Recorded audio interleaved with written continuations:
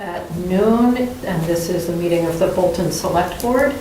Our agenda items today are interviews for the position of police chief. This is being live streamed, so just so you're aware. Thank you. So we have an audience out there. So our first candidate today is Christopher Bradley, who's a senior sergeant with the Bolton Police Department. Just by way of opening, we wanted to let you know that we have received initial feedback from your references, and all of that was exemplary. This interview is going to be similar to the format of the initial round of interviews, in that each of us will be asking you questions, and the same questions will be asked of all of the candidates. There are going to be fewer questions today. There will be 12 questions instead of 15, but we have the same 45-minute allotment.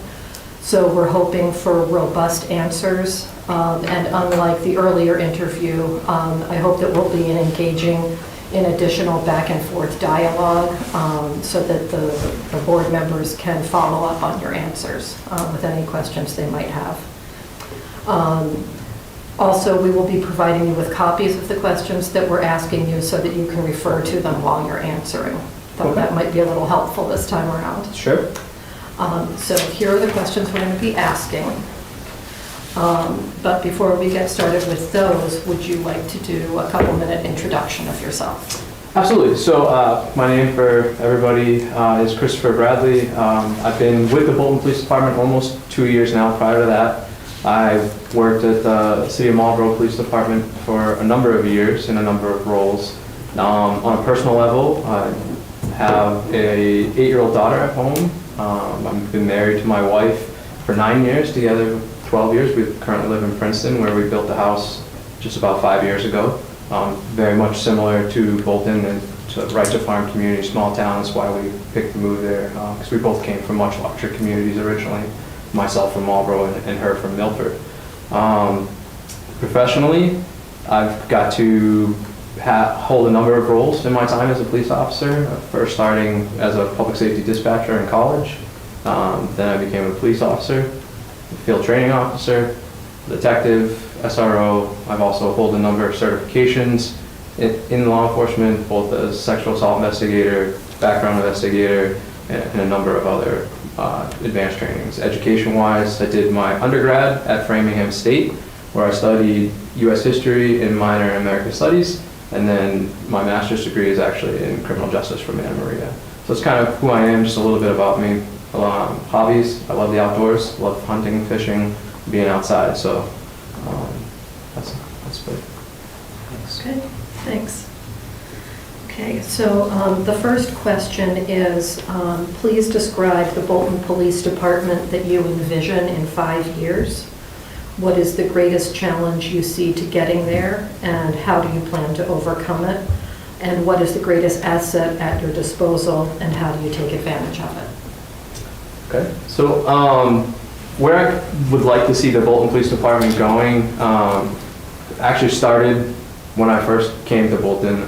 We had to make a lot of changes and updates because unfortunately we had a change in staffing size, and so we've had to rebuild. I want to see that continue to rebuild. Okay, we're not quite there. We do need a couple of positions. If I'm fortunate enough to be promoted to chief, there would also be another position created that needs to be fulfilled.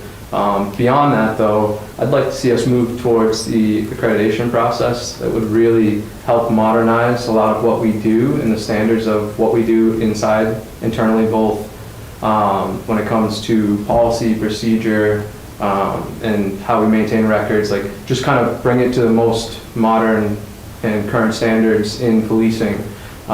With that said, as far as the actual agency itself, I would love to see it expand slightly. I think there's already a need for a few more officers inside the agency. I'd like to see the detective position become a full-time position. There's a lot of need for follow-on investigations that can't be fulfilled just in a part-time status efficiently and effectively.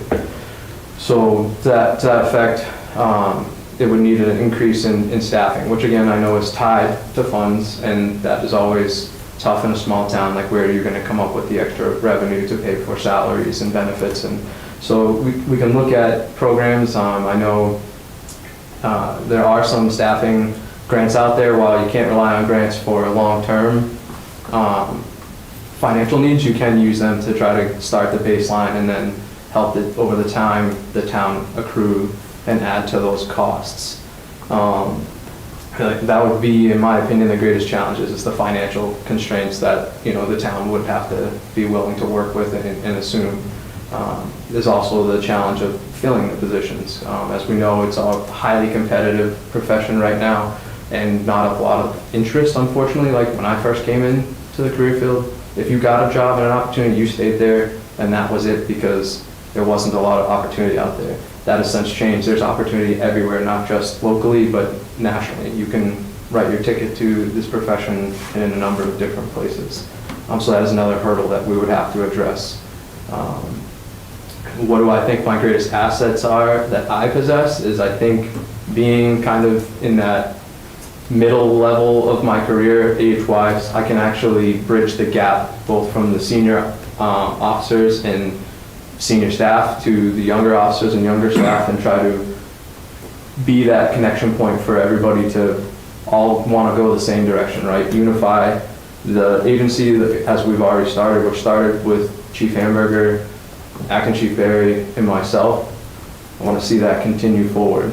So I think I possess the skills necessary to do that, because I have my ability to communicate and the relationships that I've developed both internally and externally that I can rely on. If I need to, I can expand on any of that if you have questions. Okay, thank you. Does anybody have any follow-up questions? Want any more detail other than what was provided? Can you touch a little bit on the accreditation process? Sure. So it starts off, first you have to get certified. That's the lower level. Okay, and there's a certain number of basically administrative tasks, tallies, standards that you have to meet. If you do, the assessors come in from the accreditation commission and they'll review what you reached for standards. And as long as you reach that wicket, you would be awarded certification. From certification, then you then expand on the number of, whether it's policies you have to have in place that reflect the proper staffing, and then one of the other assets that we have actually that's coming on board that can be used for that is the Blue Voice program. So during accreditation, your policies have to meet certain standards. So something that would be an example, CJIS requires you to protect and lock up and refrain access to public, any sort of records. So in order to do that, your policy has to be reflective of that, and then you have to show it in physical practice to the assessors when they come through. So then once you reach the next level, which is full accreditation, there's even more of those standards that you have to show that you meet. What's nice is that during the process, you get a chance to kind of do a walkthrough where they send the assessors in, they evaluate what you've done, where you might be needing more addressing an issue, or where you've reached the standard, and then give you a chance to make those corrections and changes if needed. And then when the actual assessment comes through, they come in and assess it. What's great is that being an accredited agency opens up opportunities to you both in more access to grants, because there are grants that are tied to accreditation, and there's also insurance breaks for the town, being that you are in line with the best standards and practices of policing in modern day era.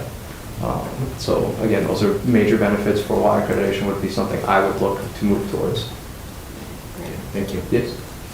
Ryan, do you have any follow-up?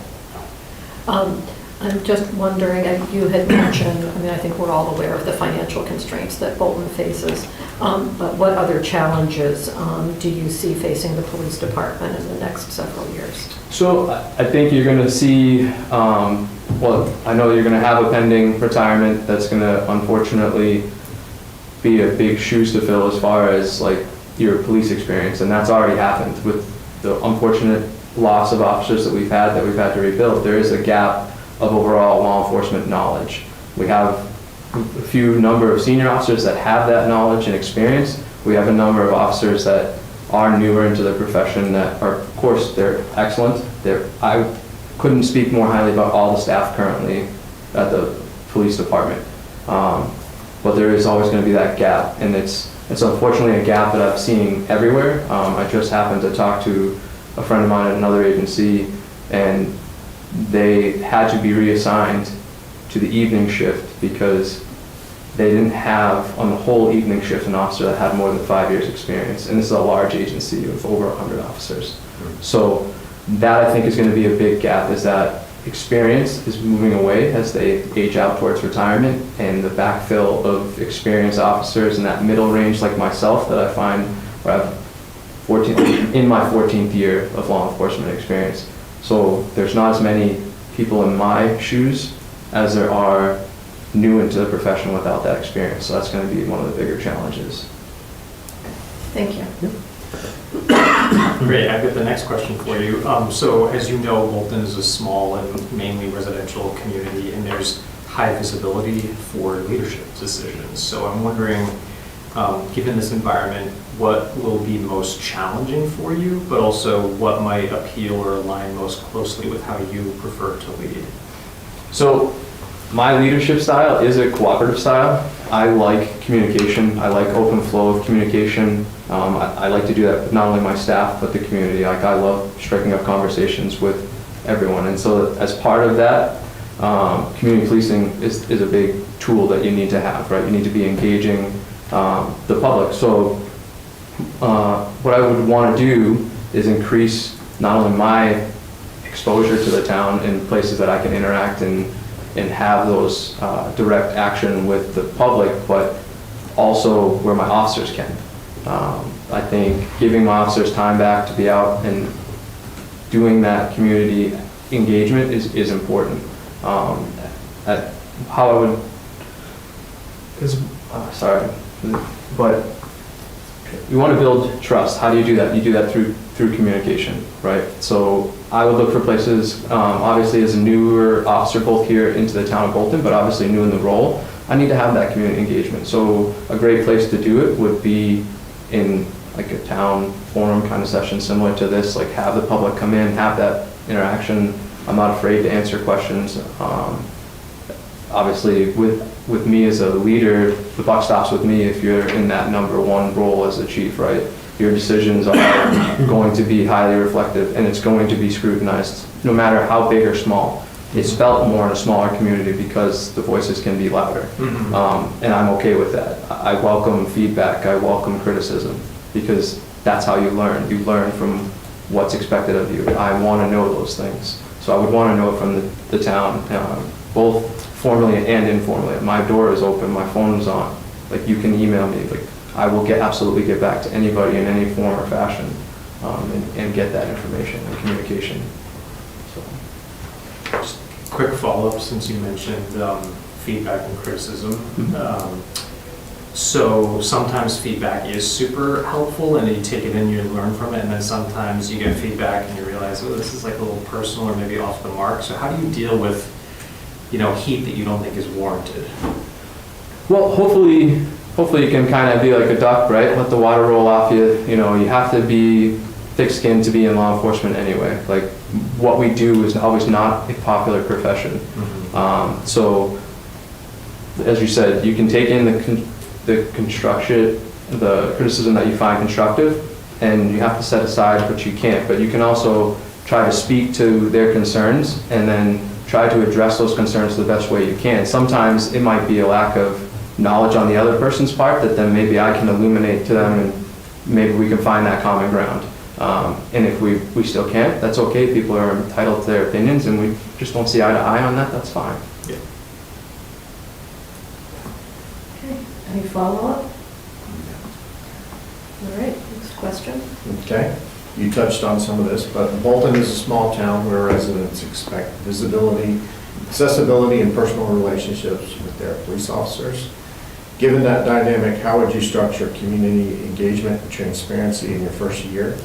Please provide specific examples of programs, communication channels, or initiatives you've used before or would implement here, and explain how you would measure their effectiveness. So you're right, I did touch on this a little bit. I'm very big on that community policing. Having got the fortune to be an SRO my career, that really made my interest in that grow even more. So And SRR. Oh, sorry. So SRO is a school resource officer. Okay. So for a couple of years, I got to work in a rather large technical high school in my prior agency, and I really developed that community aspect, that one-on-one community aspect where you can be engaging with the kids and the staff, and then that expands to their parents and, going to the community events. So I think community policing starts there, right? It starts on the one-on-one interactions that you might have, whether it's getting out and doing a foot patrol, for lack of a better way to describe it, of the Bolton Bean, and having an interaction just one-on-one when you're getting your coffee. But then for the more formal side of it is there's a number of programs that I find that are very near and dear to my heart. One of them was actually one that I was talking to Luke about, and it's Cops and Bobbers, which is the police come together, we hold a fishing little derby for kids, and they can get out and see the outdoors and experience the outdoor things. So I definitely would want to see that move forward, because it speaks to one of my interests, which happens to be fishing. I'm a rather large fisherman, and I like that. I like the Coffee with the Cop event. I think that's a nice event that you can do a number of times a year, and we have the fortunate of having the Bolton Bean. We have the cover that you can do that. And have those direct interactions. One of the ones that I think is good now, but I think we could expand a lot, is actually a Touch a Truck event. I love going to them with my daughter. I think they're a great place to have the community, and you can bring in a lot of alternative resources that are maybe not just public safety related, right? Like one of the examples at a Touch a Truck event that I would never have thought of it except for being there was actually the DCR, having them bring their equipment out, because they have all kinds of fancy farm equipment and boats and stuff that they can speak to what they do as far as being stewards of, our free space in the state, which we have a number of DCR properties in town. So I think a Touch a Truck event is very good. One of the other ones I know I mentioned in the initial panel interview that I think is a really neat way to do it, and I've not seen it done, but like hosting like a dinner for the football team before a big football game, if the girls basketball team makes it to the playoffs, like hosting a dinner for the girls basketball team, and trying to be that touch point for everybody, not just the elderly, which we do a great job with. Sergeant Scott does a great job now as liaising with the elderly and the Council on Aging, which again is another tool that we would want to expand. We can host breakfast for them and one-on-one information sessions, especially with them being high victims of potential fraud.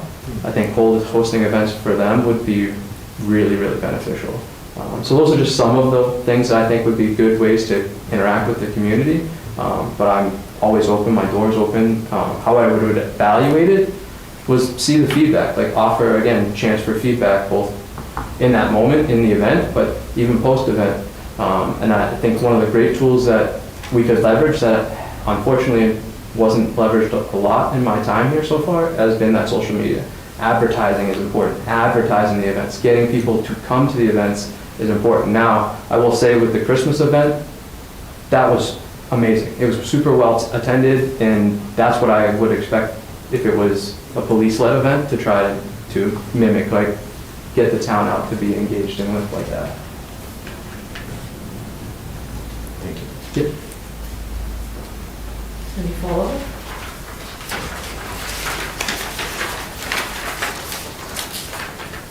Okay. Can you please discuss your philosophy about introducing new policing methods and technology into an existing department, and give some examples of emerging technologies that you think would integrate well in Bolton, and describe how you would go about implementing them? Well, one of them is actually being implemented now, Blue Voice. So it's a closed loop AI system. Closed loop in that way it protects personal information. It's not going out onto the web, and we're not putting anybody's personal information out there. But the functionality of it, I think, is amazing. The fact that it has a clearinghouse of all the current law books, and not just one law manual, but all the law manuals that are popular right now, whether it's Chef, or it's MPI, or Hanrahan, so that you can get a cross-section of information if you have to look something up, I think is amazing. I think the benefits of that program, and as it continues to grow and expand, is a untapped resource that I'm excited for. The little bit that I've got to use it, already I find it very helpful. One of the other ways that I think it's very helpful is it has a functionality, to bring it back to the accreditation for a second, where it can review your current policies and tell you where you meet the standards and where you don't, which again cuts down man hours with that process, because it is a lengthy process to get that stood up. So that's one technology that we already are just kind of getting off the ground inside the agency. Another technology that I think is an important one that, again, is in the budget to potentially be put into place for us is DTS, which is it's a digital management system for both time off, staffing, billing. It has a lot of functionality in and of itself to do a lot of things that, while yes, we have a current program that we do use for that, eventually it's going to be phased out. The incident command system that we have won't be supported at some point here in the near future, unfortunately. So you're going to need another technology to onboard to handle what that does for us currently. And DTS does that. So what's great is if we implement it now, we can run both at the same time, and then when one is phased out, you already have the next successor in place. So those are two software-based technologies that I think are very beneficial. As far as hard technologies, the drone unit is getting stood back up, which I'm super excited for. It allows a lot more functionality to do, whether it's search and rescue. The fire department gets to use it too. They've got some staffing now, so we have a joint program going, and that's rather exciting.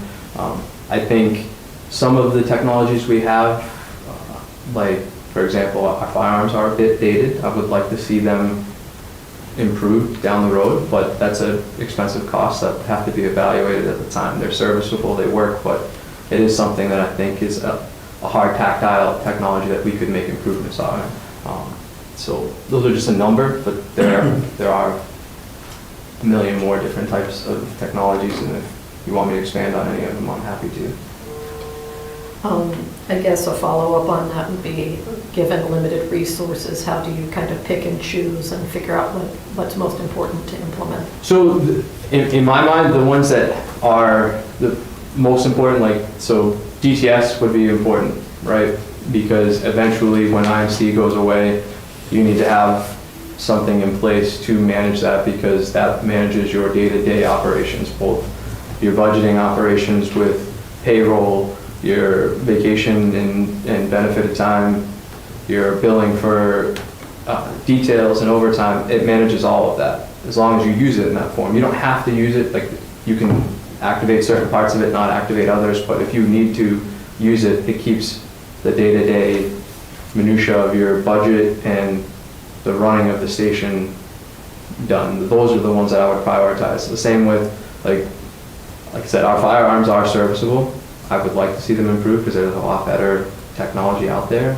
So one of them is actually red dots are becoming more and more popular in law enforcement. I don't know what that is. So it's a small site that has a projection in it. It's a digital projection of a dot. It helps with aiming, and they're finding more and more that it's helping officers be more and more accurate, which also cuts the curve down on training.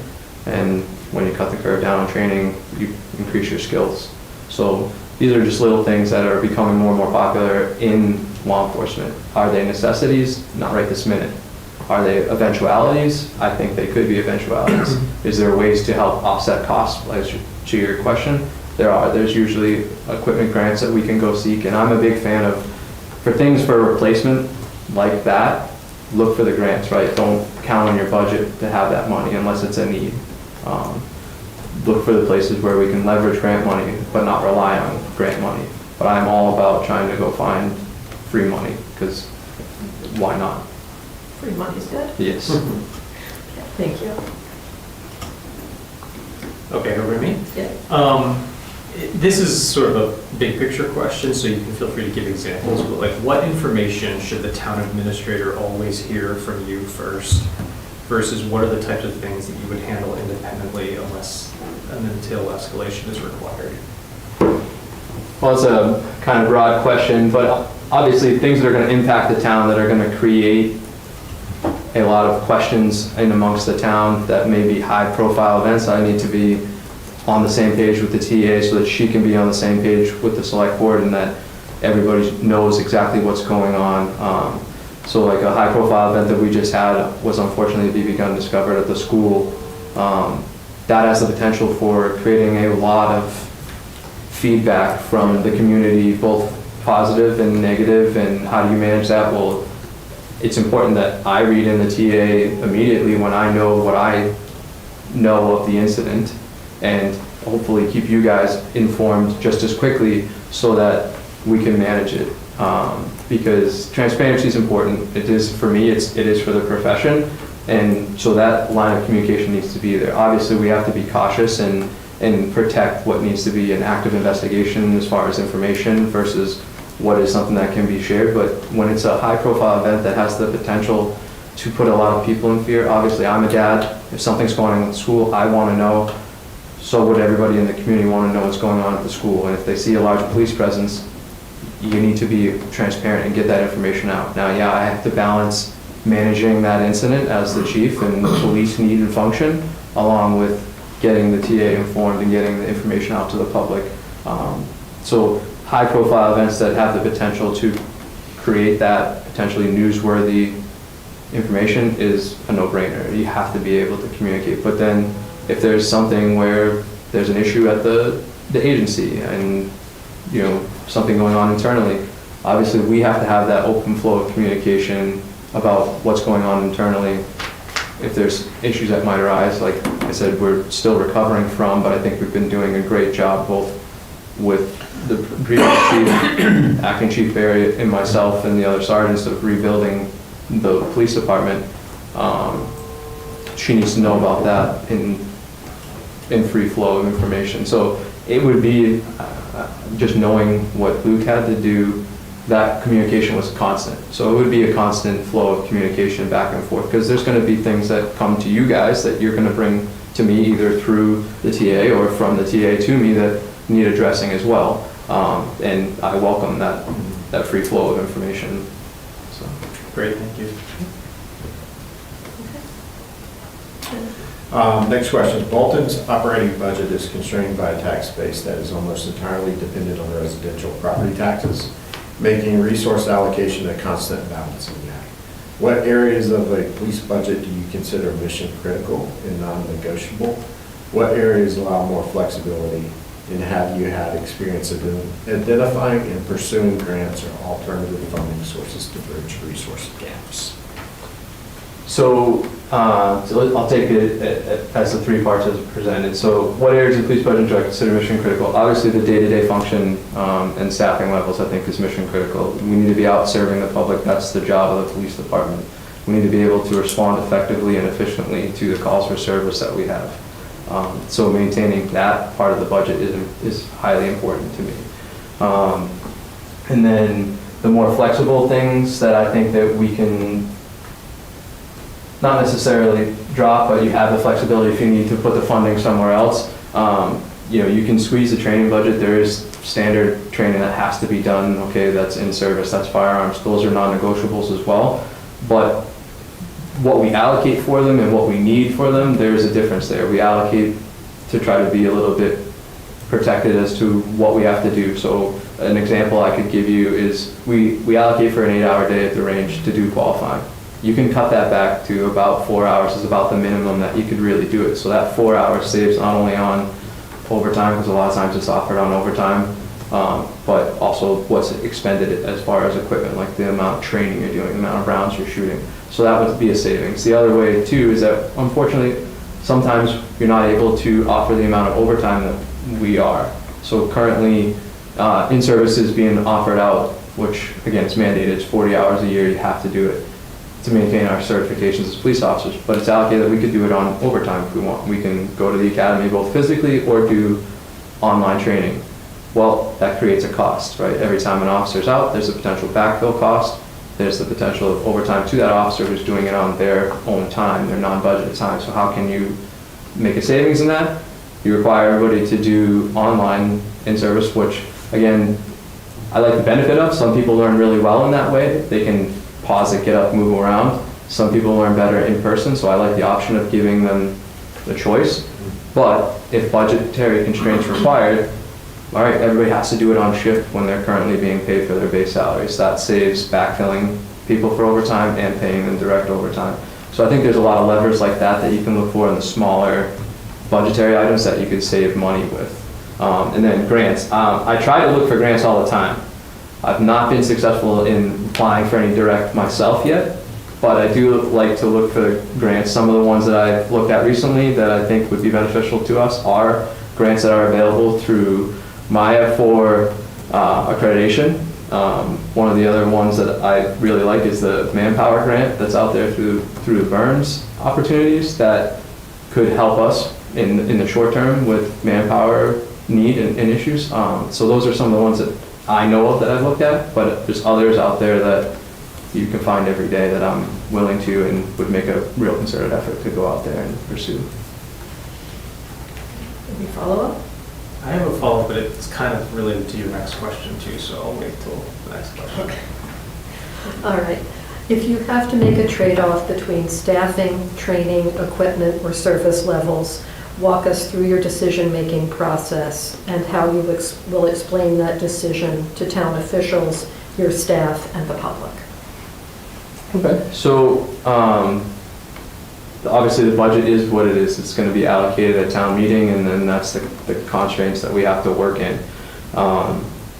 So if an example I could think of is if we are in that manpower issue hole again, where now there's a lot of overtime and that cost is creeping too high, how can we mitigate that and manage it?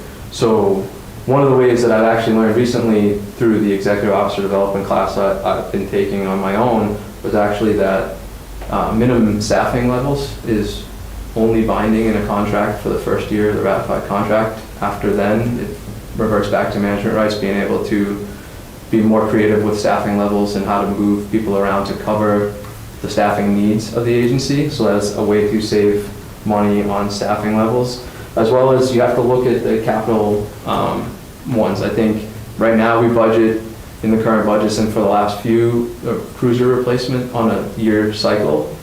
That is a big cost that could be reallocated to the things you have to do, right? Things that you have to do are the training things that we discussed in the previous question.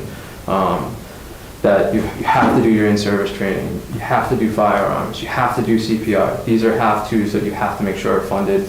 So that's what my focus would be, is the staffing levels as best I can, that on-road service as best I can, and then, you know, I would have to weigh the need of the new cruiser. Obviously that is a safety issue, right? If everybody's out there driving around on cruisers that are 200,000 miles, which luckily none of our cars are in that state in the fleet. They do a really good job of maintaining it. Our officer that maintains it does a great job with that. How do I explain to town officials? Similar to how I'm doing that, right? I would go through the TA, we would discuss what are our priorities, what do we think needs to be prioritized, and then execute from there. Obviously, that communication link to your staff is what's important in explaining to them, like, this is where we're at, this is where we're hoping to go, and this is what has to happen in the immediacy. This doesn't mean that this is now the standard, right? This is just to address the immediate needs that we have. So I think I have a good rapport with them, and then with the public. Obviously, if something was prioritized, and again, obviously this would be a different example, but if a cruiser was desperately needed, I'm willing to go to open town meeting and explain like the real need behind the cruiser, because we have two that are offline, or, you know, one got into an accident. Eventually the insurance is going to take care of replacing that cruiser, but that may not be faster than the one we'd already budgeted for and had in place. And so, you know, assess what's going on, confer with the TA, with you guys about what is the best need, and then explain it to the department and rely on their feedback as well to help explain my need as the chief for those budgetary items. So my question was kind of related to communication with the public about budget development. So obviously, if you became chief this year, you're sort of inheriting to a certain extent a pretty big budget for approval for FY27. But for FY28, you'd be critically involved in developing that budget in consultation with Marie and your staff. So I'm just, I would love for a chief who feels really confident on the floor of town meeting to be able to answer questions and walk residents through. Yeah. And so maybe you could just say a little bit about your feelings of that. Yeah, so obviously I know the need. Unfortunately, I live in a small town, very similarly, public meeting. I've had to be there and advocate on behalf of the chief as he stands there and try to explain why he needs a new cruiser, and try to be that voice. So I've already done it in the other side, as a resident, and to do it from the side of the administrator that needs the item, I'd be happy to stand up there and explain why and what that benefit is versus the negative of waiting, because things only become more expensive as we wait, right? More cruisers get damaged, the wear and tear gets higher, the cost, the maintenance level, that all increases, and stand there and be able to explain that to any town resident in open town meeting. I've been doing that in my career. You have to stand before crowds and speak to that, what's going on, and usually sometimes in a very critical incident. In addition to that, I have experience doing it in the setting as a school resource officer, where I've had to give giant presentations to a room of 500 teenagers that don't want to actually listen to you and want to listen or hear what you have to say, and try to get them engaged and buy into what it is you're teaching them. So I do have experience with talking to large crowds. I'm not super intimidated. I sometimes can be repetitive, but I love talking, I love communicating, so I think I would be well pressed to do that and be able to do that. Thank you. Next question. How do you view the role of the department in working with students, school administrators, teachers, and parents to foster a safe, supportive, and healthy environment for our students? Well, I've touched on it a couple of times. As you can tell, I have a passion for police in the school. I think the SRO is a pivotal tool and resource. The SRO that we have is amazing. She does a phenomenal job. She's better than I ever was at it, I'll say that. She's more engaged, she knows her staff, she knows her students. I think she's a great resource. To that end, I would, as the chief, want to also be as equally engaged in the school, because that's important. I want to be in the school meetings and the safety briefing meetings that they have, because I need to know their concerns as a school, and they need to know my concerns as the chief and the head of the police department agency. So I think that free flow of communication and working with each other and building school safety plans and reviewing it on, in my opinion, a yearly basis, because needs change, right? We're going to have a new building soon, so what are the safety concerns of that new building versus the old building? And what are the needs of the elementary school versus the high school? Obviously, the high school has residents from a number of towns that come to it. There's different concerns with how we manage that. Similar, to go back to that incident that we had a couple weeks ago, there's a number of things that could have been done differently that could have benefited what happened, and we have that free flow of information, have those meetings, we can work together as in two different agencies, but as a like-minded group to make sure that that's, A, doesn't happen, that a potential weapon doesn't get into the school, but that if it does, how do we address it and make those concerns? So I think, one, the SRO is a great point of contact, but that all police should be willing to get into the school or be at the events and make those interactions. So whether it's recommended to my officers to go pop in when there's a school event going on and just make themselves known. I actually got to do it the other night. It was kind of fun. They had a basketball game going on and there was a 911 hanging up at the elementary school. I got to go in and kind of just see what's going on and intermingle with some people. So like that is, I think, how you would do that. That one-on-one communication and interaction, I think, is the key, both from the SRO, yes, and the chief and the lieutenant on down, but through the mainline staff as well. Thank you. Good. Any follow-up? All right, you're next. So, you're obviously in the department now, but how would you assess morale during your first several months as chief? What steps would you take to address it, particularly as you'd be moving from sort of peer to being the leader of the department? Yep. So it is a big jump. It is a big jump to be from that mid-level supervisor, peer to your point, to now the head. But I think it starts first with communication and relationship building. I think I have a very good rapport with the current staff. But what I would like to do as the chief is bring each one in individually, have a discussion with them, what they think the positives are, what negatives they've identified, what concerns they have, and try to address those as best I can in that environment, and then hold a staff meeting and say, hey, this is what I've gathered as far as information from meeting with each of you individually. Here's where I want us to go as an agency, and what I will speak to the benefit is they're all really quality individuals. They work together already really, really well. So I want to continue to foster that and address their concerns as need, and make those improvements where we can, and especially the ones that line up across the board, both with staff and with my vision of where the agency could go. Great, thanks. Department culture and retention are critical priorities for the Bolton Police Department. What concrete strategies would you implement in your first 90 days as chief to foster healthy department culture and support retention? Please give us the specific actions you take and describe how you balance holding officers accountable to professional standards while simultaneously creating an environment where officers feel valued, heard, and motivated to stay. So I kind of spoke to that actually just with this last question.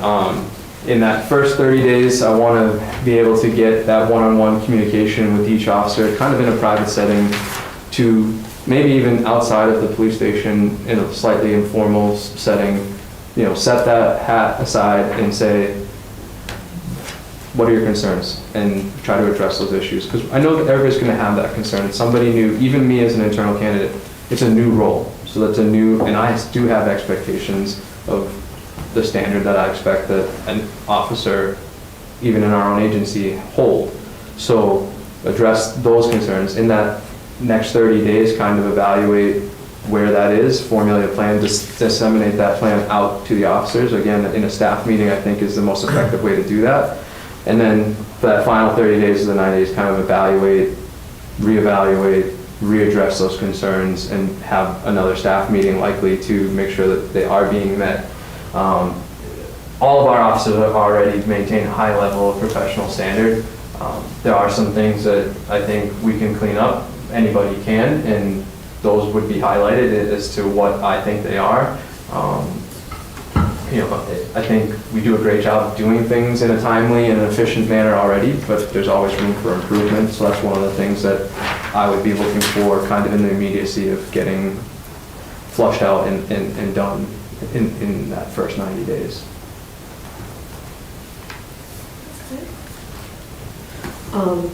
I know we are a little short on time, but I do want to follow up on just what you would do in terms of trying to really encourage retention at this point, considering how much the town has put in resources to training up the officers that we do have.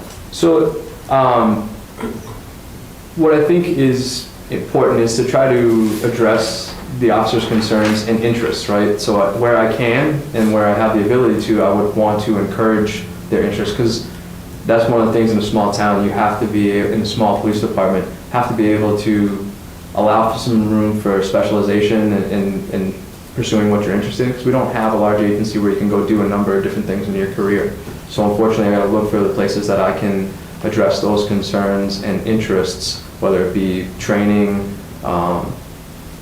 try different deployments of shifts to see if it boosts morale, if that's something that they identify to me as is bothersome to them. But I would want to get a good balance and baseline of what their concerns are to then maybe be able to address their individuals. I think retention-wise, I think having an internal candidate, somebody they're familiar with, already have a professional relationship with as well as personal relationships, would stabilize that. With, unlike a potential external, the fear of the unknown can creep in, and even though I'm a somewhat known commodity to them, there's still that unknown aspect of being in a new role. So I would do my best to quell that concern and fear and hopefully encourage them to be retained. But I think them seeing where I want the agency to go, where the town wants the agency to go eventually, would hopefully create that buy-in, right? We got to create the buy-in to keep them engaged and retained. Thank you. Brian? Yeah, so I think managing through change is one of the toughest challenges a leader has. So could you talk about a time when you had to implement a decision that you knew would be unpopular internally, but necessary? And then how did you basically how did you get people to buy in, preserve morale and your own credibility through that? So one of the ones I've had to do since coming here is try to encourage people to get certain things done in a timely manner. So I laid out options, like what I have from my experience, and then laid out options to how we could maybe streamline and make this more efficient, and then in that make their life easier, because there's a stress level involved with having that weight of stuff needs to get done, we're not getting traction, so how can we get traction and formulate plans, but not just like sometimes you don't want to be the authoritarian, but you have to be, right? But I like to do it in a cooperative way. Like, here's some avenues of action we can take. Let's identify one, take those first steps, and then start down that corrective action to accomplishing that goal. I think it was well received, and it's a matter of that dialogue, right? You know, to know that you're not coming at it adversarially, that you're looking to actually do things in a cooperative way as a team, right? We want to create a team environment, you know, so offering to help. I'm not just ruling from on high and telling you, you need to do this, you need to do that. Like, no, like, where can I fit in and help out with this load? And here's how, right? It could be a systems thing, it could be just actual hands-on, and that's fine. I don't mind getting my hands on and getting my hands dirty and helping out wherever I can, especially because to the question that, you know, a lot of this stuff is necessary. There's things, certainly incidents and investigations that have to be handled in a timely manner. And that's part of the operations side of that, is we need to do certain things with investigations in a timely manner to be effective.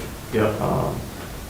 There could, fiscally, the only way I could see like something, but that specific example I'm giving you is if, God forbid, that there was ever the potential for a lawsuit or something like that, that it could be, that's why you want to make sure that you're doing things to the best and highest standard as you can, because it cuts the impact of something like that from ever be developing.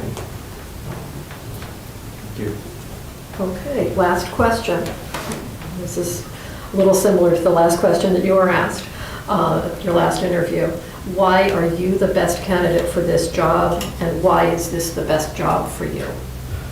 So I think being an internal candidate is a benefit. I have the experience with the staff. I have the experience in the town to buy on and be able to hit the ground kind of running. I don't have as much of a learning curve with the staff side of the house as an outside candidate would. They'd have to learn the people, and that sometimes can be a heavy lift when you're coming into it.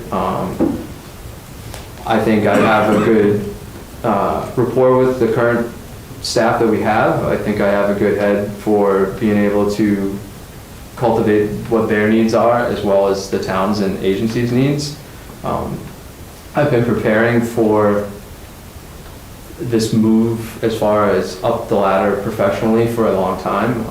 Bolton was the first place to be kind enough to give me an opportunity at that, in that sergeant's role that I came over for in my previous agency, but I've been working towards the professional development side of it for more than half of my career.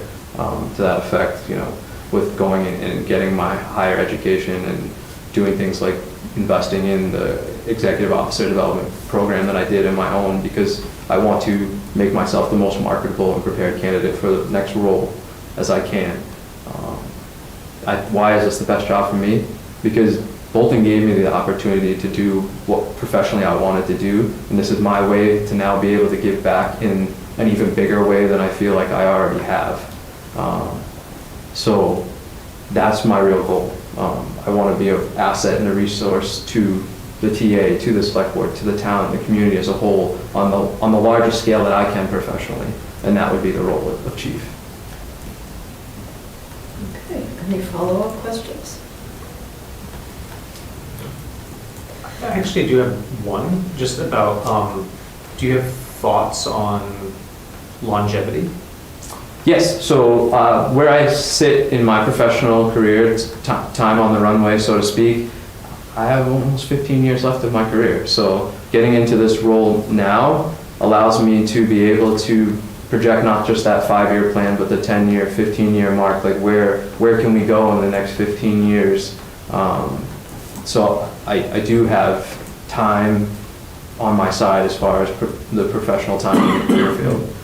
And I certainly would love to be able to see where this role could grow in that time frame here. Yeah. Certainly not a springboard for me. I want to set my roots down and be right here, and see just how far and how great we can actually make the agency.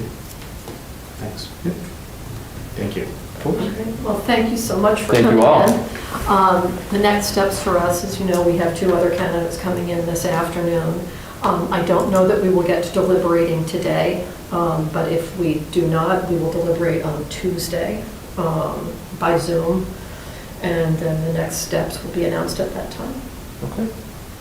You have any quick questions? No, just I want to thank you all for the opportunity. If there's anything you need from me in the meantime, you all have my contact information. You can reach out to me individually or through the TA, and I'm happy to address anything that may come up in that meantime. Great. Thank you. Thank you. Thanks. Thank you. Thank you so much. Thank you again. Have a good rest of the day. Thank you too. Thank you.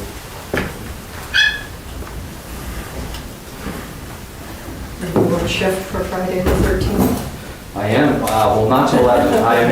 I'm in tonight at 11, so I'm gonna have a small piece of the 13th. Thankfully. Can I take this?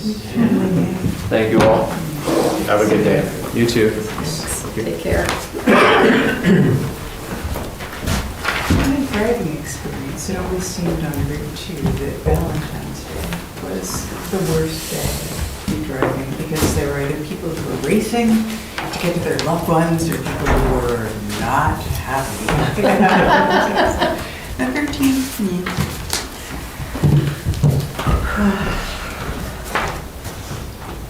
What time on Tuesday? you're looking at 11, I think. or if not, we can push it back. Sorry, back meaning later in the day? Yeah. I'm sorry, what are we, Tuesday? Tuesday? I've already posted it, so we're changing the We can time? push. Oh, no, I Otherwise, just looking didn't know. for- So Tuesday at 11? Mm-hmm. Yeah, I could do that.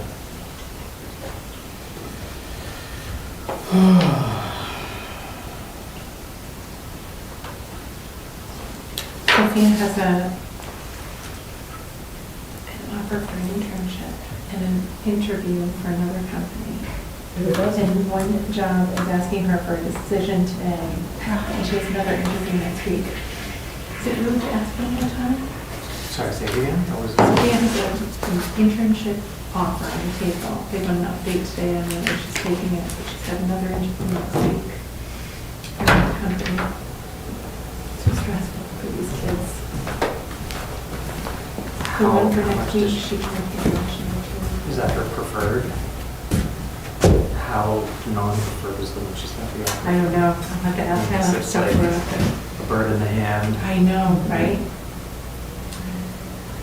Ooh, tough. I know. She already turned one down about 6 weeks ago, actually probably longer than that. And it's taken a long time to get another offer.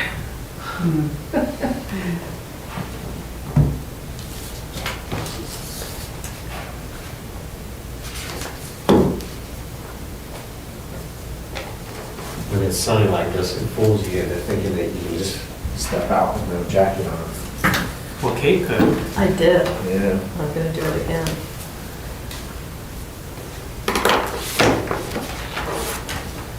Who brought the muffins I did. and where are they from? Holton bean, And what are the green ones? pistachio. All right, I'm gonna make some of them. Okay. That might make you feel good too.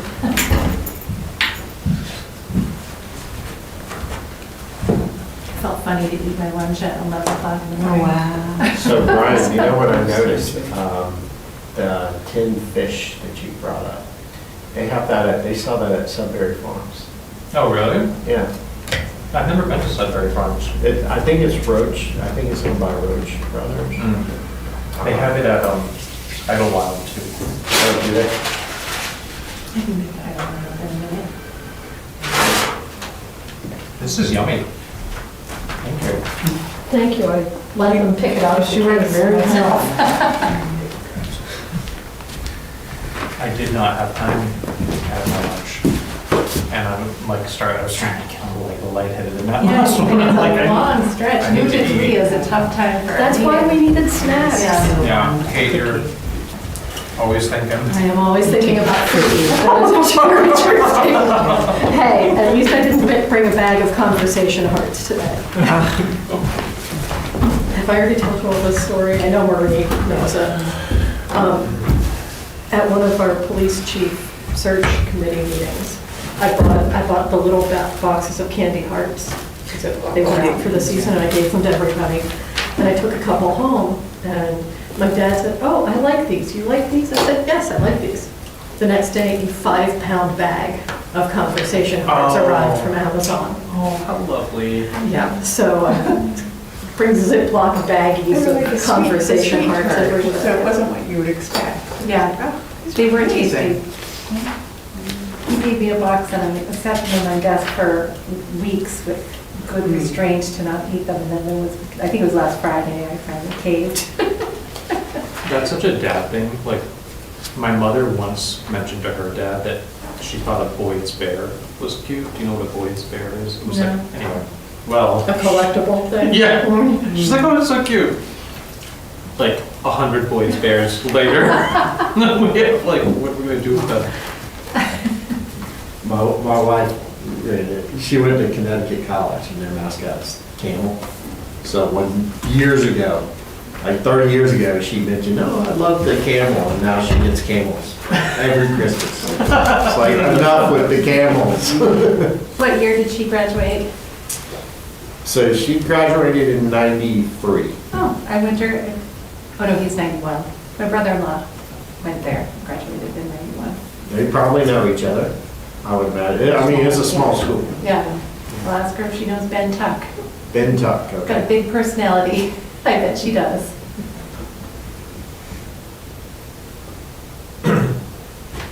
Yeah, I mentioned to my dad once that I like those little snow globes that you get at the airport, you know, Chicago, Boston, Did we unlock the door? so many. Okay, I did not for me. Everyone else knew the code except for number 2. Although Kelly said the door jam has been funky. Are we? Oh, are you going insurance? I was absolutely guessing at the door code when I came in. I was correct. I was amazed on the first try. It's the, Maybe he was. that wasn't how they had it.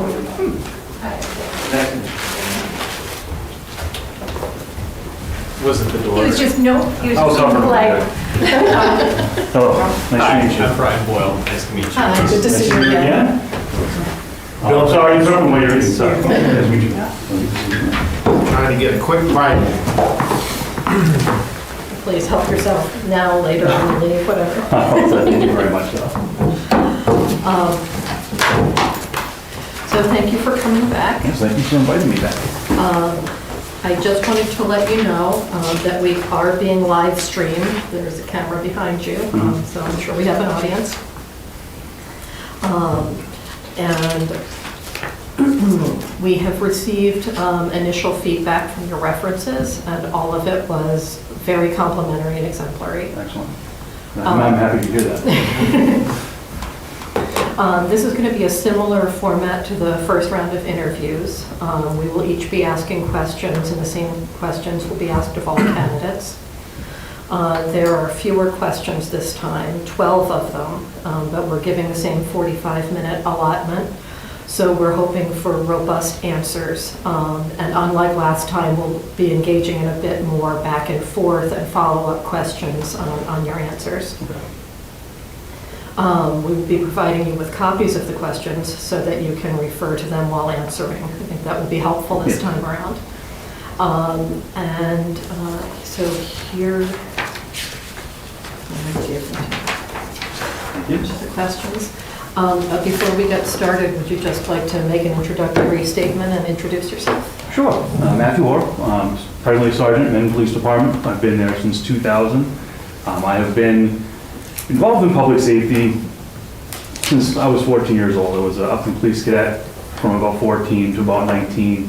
About 19, 18, I was deciding what I wanted to be, a police officer or a firefighter.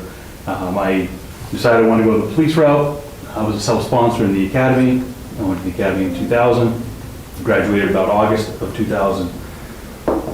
And I was very thankful to get a job at Minden PD. I was actually a dispatcher there full-time prior to. So I was able to, I don't want to say walk in the door, but I had to go through the whole process, application process, testing process to get in there. Did my first few years there, about 4 or 5 years, just loving the job, enjoying myself, being a patrol officer. I worked evening shift and midnight shift for different time frames during that time. I did in 2003 have the opportunity to go to reconstruction school for crash investigations. Did 240 hours of classes with that. I did 2 weeks up in Massachusetts and 4 weeks down in Florida. Came back, that was kind of a side gig. We have a regional team in central Massachusetts. I've been part of that team since 2003, 2004. And I was the assistant team leader until about 2007. 2008, I became the team leader, and we had about, at that time, 12 members of the team. Did the team leader thing up until present day. Right now we have about 32 members, if count is correct, as of last week. Been doing that every year. I've been loving it. The investigation's great. It gives me the opportunity to work with many different agencies, many different officers, from patrol, sergeant, captains, all the way to chiefs, depending on the size of the agency that we respond to. 2010, I took it upon myself to become an accredited crash reconstructionist, which is it's the gold standard to get in the reconstruction community through ACTAR, the Accreditation Commission of Traffic Accident Reconstructionists. It's an 8-hour test. There's a 4-hour written portion, 4-hour practical portion, and the passing rate is abysmal, to say the least. It's a very strenuous test you have to go through. I did pass the test. I received my accreditation for reconstruction in 2010, and I have to renew that every 5 years. Thankfully, I don't have to take the test every 5 years. I just have to continue my education through it and get 80 continuing units throughout the 5-year period. Continue being the team leader at that point in time. In about 2012 in our department, we had some issues where we had personnel issues where individuals left. We had a supervisor who was demoted at the time, and the evening shift supervisor, who was my supervisor, who's currently our police chief, moved from evening shift to day shift to help with the day-to-day operations of the department. That left me in charge of the evening shift. Although I didn't act as a supervisor, I couldn't discipline anybody, I was left in charge of the shift. So everybody kind of answered to me, and I funneled everything down, filtered everything to the day shift sergeant so he could deal with things appropriately. But I was given the latitude at that point in time to do what was necessary on scene and act as kind of a surrogate supervisor, but not to the point of discipline or anything of that nature. That led me to 2014, where I was promoted to sergeant, and that sergeant was promoted to lieutenant. And him and I have kind of worked hand in hand for the last, now we're 12 years in my supervisory role. COVID came right around 2020, 2019. That was a very interesting time for us. We did some outside of the box thinking when it came to scheduling for the department. We ended up going on a 3 12-hour day, 5-day off rotation, which covered, it kind of limited exposure of officers to each other and to the public, and we did everything we could to make that easier for everybody. That lasted for a couple of years. With that time frame, I was in charge of the evening shift, which was from, I believe it was 7 o'clock at night to 7 o'clock in the morning, which is more than half the department was under my care at that point in time as a supervisor. We worked through that. We eventually went back to our regular 4-on-2 rotation schedule, and I was bounced back and forth between evening shift and midnight shift as a supervisor, depending on what the department needed at that point in time. Been doing that for a while. We had a lieutenant assessment. Actually, I'm going to stop here for a second. Back when I was promoted to sergeant, we had a lieutenant vacancy that wasn't filled. So it was just the chief of police, the senior sergeant, and myself were running the department at that point in time. So I was given, like I said before, a lot of latitude of what I could do and how I could handle things, and again, filter what was necessary to go to the chief. I was very thankful for the opportunity to do that with him. But then we move on to after COVID, where I advocated for myself. I saw that we were looking at having a lieutenant position reinstated. Ran into some financial issues in our department, so we couldn't actually have a full-time lieutenant. So we ended up having a part-time, retired officer come in as a part-time lieutenant. But for that process, we had a lieutenant assessment, which we actually had 2 of them. And from my meetings I've had, I scored top score on both assessments, but financially we couldn't have a full-time lieutenant. I was made aware of where my shortcomings were from those assessments, and I ended up basically doing a massive training adventure at that point in time. I did the 3-week FBI Leadership Academy that they have. I did the MPI Executive Development Series, the Leaders Helping Leaders series that's put onto the Massachusetts Training Council. I also took a certificate course through Harvard University. It was an online course. I will say each course I took had its own positives and negatives. They all kind of put their own spin on leadership. I will say with the FBI Leader Academy, I learned a lot more from the class in and of itself, because there was a wide range of people that were in there, sergeants, captains, lieutenants, chief. It was more of a back and forth conversation that we had versus the Leaders Helping Leaders training was more instructor driven. Again, both very knowledgeable, made me look at what I was doing for myself and how I could improve myself. I feel that I have improved myself taking those. And I continue, try to take a training class every year if I can, through the town. Sometimes I pay for more out of my own pocket. I've done 2 or 3 so far this year, just to try to improve myself. These last couple of years, I've helped with our department accreditation. Myself and the part-time lieutenant, again, he's part-time, so a lot of that work fell upon my shoulders because I was there 40+ hours a week to be able to go over all our policies, our procedures, make necessary adjustments, and again, I was given the latitude to make necessary adjustments to that, as long as I let the chief and lieutenant know what I was doing. And I would always come in and say, hey, this is what I did this week to get us prepared for our assessment. In April 24, we did our assessment, which I helped with the planning stage for the station tour, try to make sure I had everything set for a nice smooth operation, and we were successfully had our assessment done, and we were granted our accreditation in October of 24. Currently, we're going to start the process again because we need to have it for April of next year. I don't want to cut you off. Yeah. I don't want to cut you off, but I'm going to. Okay, no worries. Just because we do only have a limited time. Sorry. I want to make sure we get through our questions. Sometimes I get on a roll and I don't. No, I appreciate it. It was a good background. But the first question is coming from me, and that is, can you please describe the Bolton Police Department that you envision in 5 years? What is the greatest challenge of getting there, and how do you overcome it? And what is the greatest asset at your disposal, and how do you take advantage of it? Okay. I envision Bolton the police department to be a destination, not a stepping stone. I noticed when I looked at the terms of the time of service of some officers, half the department or more have only been here since 2024, 2025. I don't know the exact reason why. I didn't really dig into the reason why people have been leaving and coming back. But I do want to make it a place where people want to stay. And again, for me, I've been in the same department for 26 years now, where I like the culture where I'm at. It was built by myself and the other employees. Yeah, we've had some turnover, but the people that wanted to stay have stayed. We've been there for a long period of time. For me, the greatest challenge of getting to that point with the Bolton Police Department is I'm an outsider. I'm coming from a different agency. I'm coming from about 40 minutes away, so I have a lot of catching up to do, a lot of learning, a lot of relationships that I have to build, a lot of people I have to meet. And with doing that, it's putting myself out there, going to the selectmen meetings, meeting you individually, meeting officers individually, department heads, key members of the town. And that's something I don't know right now, but hopefully talking to everybody else here, I can find out who those individuals are and create those relationships.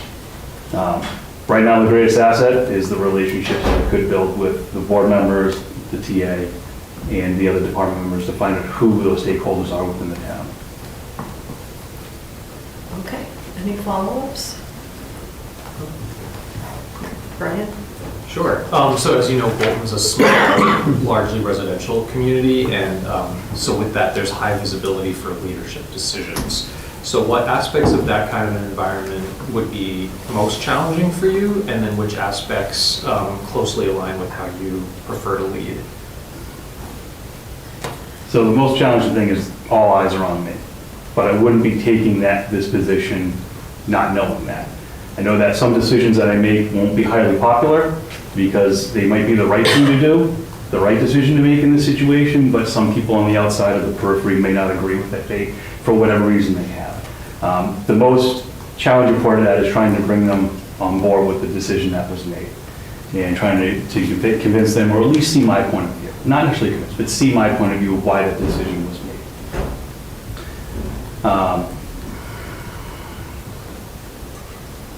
I'm very assertive with the way I lead. You know, I'm not overly aggressive, but I will try to get my point across and say, this is why we're doing this. I will educate the person, at least advise them as to the decision-making process if they're so inclined to learn on that. Okay. Any follow-up questions? Bill? Bolton is a small town where residents expect visibility, accessibility, and personal relationships with their officers. Given that dynamic, how would you structure community engagement and transparency in your first year? Please provide specific examples of programs, communication channels, or initiatives you've used before or would implement here, and explain how you would measure their effectiveness. So from my research of the department, I see that Bolton really already has a lot of things in place that they do for community exposure. Doesn't seem to be a need to change that, maybe amplify that.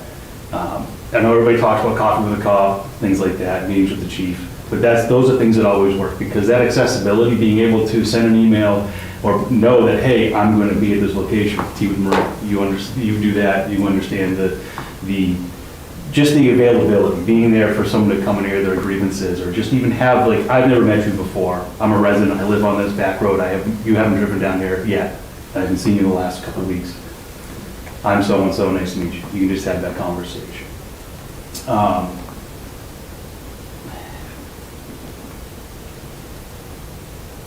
Possibility of adding more things, again, the department does a lot already. I would put myself out there. I usually was the type of person that would kind of sit in the shadows and do the work, but I know that in this position, I'd have to be a little more extroverted in that case, which is perfectly fine. As you can tell, I have no problem talking. Sometimes I talk a little too much.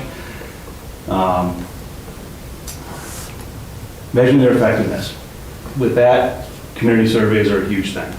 I know the last one I saw from here was 2020. I was able to access and find community surveys that anybody can put out their point of view. Have that open section where they can make whatever comment they like, whether it's good, bad, right, wrong, whatever it may be. That's how you learn about what the town's feeling. Any follow-up? One quick follow-up. Yes. Are there any programs in your current department that you don't see Bolton doing that you would like to implement? On the community policing? Probably the coffee with the cop thing. We don't really do that where I'm from. We do a lot of like Toys and Tots, things like that. We, whenever there's a community program, an officer at least shows their face.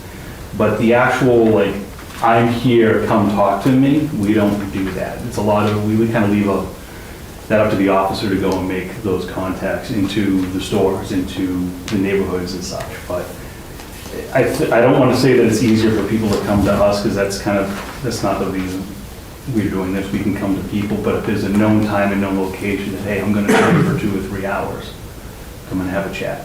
That's like a scheduled time frame during my schedule, my day, that can help people meet and discuss certain issues. And same thing with other officers. So you can schedule every Sunday for whatever time we decide is the right time. Thank you. Thanks. Can you please discuss your philosophy about introducing new policing methods and technology into an existing department, and give some examples of emerging technologies that you think would integrate well in Bolton, and describe how you would go about implementing them? The big thing is body cameras, but I'm pretty sure the department already has body cameras. That's usually a big hurdle to come over because officers may or may not agree with being recorded. That's a personal opinion. I know that we've had cameras since the majority of my career, so it's not a big issue to me. Introducing it to the department, you kind of have to propose it. Like, hey, these are the reasons why we're doing it. This is the technology that we want to integrate. And sometimes you get union pushback. But part of that is integrating the union in the process, saying, hey, these are the reasons why we're doing, what are your issues, let's discuss it, let's get it out in the open, and see if we can find a way to work this through.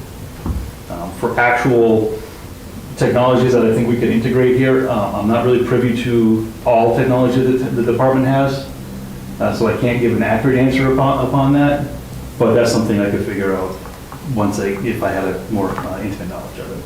And could you give some examples of emerging technologies that you're seeing maybe in your own department that you think are beneficial, and will be beneficial in Bolton, whether we have them or not? Okay, I got you. So drone is a great thing to have. We have one. We don't have a full program yet, but we have at least the germination of a program. We can put it to you that way. That's something that's great that we can use in the woods. I know a lot of people will probably jump on that one because it's an opportunity to learn a new skill. It comes down to money at that point in time, whether or not we can finance that for the equipment and for the training. I would like to look, and I know everybody hates artificial intelligence, but artificial intelligence and analyzing any crime data that we have, and kind of help pinpoint us in areas that we can improve our policing within the town. If there was technology related to that, I definitely would like to look into that, because as I mentioned in my last interview that we had, you ask someone a question, they say, well, it happens all day, every day. That doesn't really help us when we only have 2 or 3 people working. We can't be there all day, every day. But if we can track it down or make it down to a certain area, a certain time, we can address that in that particular case. Okay. Any follow-up? Feedback? Brian? Okay, so what is the type of information that the town administrator should always hear from you? And then what issues would you be handling independently until escalation was required? Especially if it's a high liability thing where it's going to affect the town. Anything like that. If we have a substantial use of force, situation of pursuit, something that would affect us in a liability manner. Obviously, we can establish a relationship of what you would like to know versus what I feel you know. I mean, I could say, hey, you need to know everything that's going on in the department. But I would tend to filter out the mundane things, the day-to-day operations, things that I can handle all the time, or things that I've delegated to other individuals to take care of. Those are items that I don't need to tell the TA. But if there's something in particular that you want to know, definitely we can handle that. Thank you. Mm-hmm. Bolton's operating budget is constrained by a tax base that is almost entirely dependent on residential property taxes, making resource allocation a constant balancing act. What areas of the police budget, do you consider mission critical or non-negotiable? What areas allow more flexibility? And have you had experience identifying and pursuing grants or alternative funding sources? Well, budgeting is always a big topic where we're all trying to fight for the same piece of the pie. Mission critical, obviously, salaries, we can't not pay people to do the job. Overtime is an area that there's some wiggle room depending on staffing levels and whether we have departures or arrivals of new officers on there. I see that you have in there the purchase of a cruiser every year. That's something that, depending on how cruisers are taken care of and the level, that's something that potentially could be a negotiable factor in the budget. Again, flexibility in there. Training something I think is non-negotiable because if you can't train an officer to do their job better, you're opening up yourself to some liability in that area, not only from a department standpoint, but from also a town standpoint. And for pursuing grants, currently I'm actually working on the municipal road safety grant. I was able to get from my current department about $20,000 for enforcement and for equipment. And part of that process is me managing where the funds are going, scheduling officers, and making sure everything gets paid properly. My monthly paperwork I have to submit to the state. I have also been able to get a yearly, I have to apply for it every year, a yearly grant for the drug take-back program. So we have a kiosk where everybody can come in and drop off their unused prescription drugs. That money allows us to pay for either overtime or materials to dispose of those items. So those are two grants that I'm currently working on. All right. If you have to make a trade-off between staffing, training, equipment, or service levels, walk us through your decision-making process and how you will explain that decision to town officials, your staff, and the public. Well, I already said that training is kind of a note is mission critical for us on that one. We're always going to find a need for training at some point in time, whether it's just our mandated training that we have to do with CPR, firearms and such, or things that are slightly adjacent to that. I'm not a huge fan of reducing services to the town. You guys are expecting a certain level of service. That's where you need to get creative with scheduling. Maybe you can change, if you have a stacked shift on one side, can you change that officer? Can you make it a swing shift? Could you make a floating shift? Things such as that to get the coverage that the town needs. Explaining that to town officials, I mean, you guys are knee-deep in the budgetary process, so you understand where certain decisions need to be made. Having to explain that, hey, we don't need this level of equipment this year because, hey, I checked everything, or the person I delegated checked everything and made me realize that, hey, we don't need a new cruiser this year because everything is working great, or we can take a little bit of cruiser maintenance because of X, Y reason. That's something I can explain to you, and that's something I can easily explain to the department members. Like, hey, you guys are doing great, keeping this equipment up to spec. Unfortunately, because of budgetary reasons, we can't have a new car this year, but none of you lose your job. So there's a trade-off to that one. And the public, I believe the public, they're definitely reasonable people. They will understand that, hey, I'm doing the best I can to provide you the level of service that's necessary. But if we're in a dire financial situation, these are the reasons why I had to cut services. We explored multiple options. We had some out-of-the-box thinking to try to get this squared away, and this was the best solution that we could come up with. Can I ask a follow-up? So we have open town meeting, and depending on the year, we get sometimes a lot of people interested in the budget for the upcoming fiscal year. So I'm wondering, do you have experience speaking at a town meeting to explain aspects of the police department budget? And if not, like, how comfortable would you feel getting questions and scrutiny from the public about the police department budget? Well, I do have thick skin. I have not spoken in front of a town meeting. I've been present when it has happened, so my knowledge is by observation. Fostering questions, that's my job. That's what you're putting someone in that position to do. And if Again, you can't make 100% people happy all the time, but I will answer my questions the best of my ability. And if someone has a better idea, so be it. It is what it is. Maybe we can approach that next year. I will say, when I watched the last town meeting for this fiscal budget, there was only one hold for the police department budget, and there was a very astute question that the gentleman asked about training in overtime, and I saw how you deferred to the police chief for a moment. They were like, nope, you answered that question just fine. So it was, I have no issue with you standing in front of the crowd and speaking, so. Okay, how do you view the role of the department in working with students, school administrators, teachers, and parents to foster a safe, supportive, and healthy environment for our students? Well, this is kind of based on my experience with it. The school has to be on board with it as well, because the way the school wants to approach things might be different than the way the department wants to approach things when it comes to a safety standpoint or a response standpoint. But that's something that can be bridged with a meeting and communication between, hey, this is what our role is and this is what the school's role is. Where can we find that common ground where it's acceptable to all? I do like the fact there's an officer in the school, because when you have an officer in the school, you expose the kids to an officer in a good light. And I can tell you right now, the two officers we have in our school resource officer program, one just finished and one's doing it right now, everybody loves them. I'm not gonna say the officer's name, but he did it for 8 years, and even to this day, he's been removed from it, not removed, but he stepped back from it. And people are like, I only wanna talk to him, or I wanna talk to him because he's such a great guy. So you're fostering that relationship between the kids at a younger age, that grows, if they stay in town, it goes into adulthood and it gives a great name to us.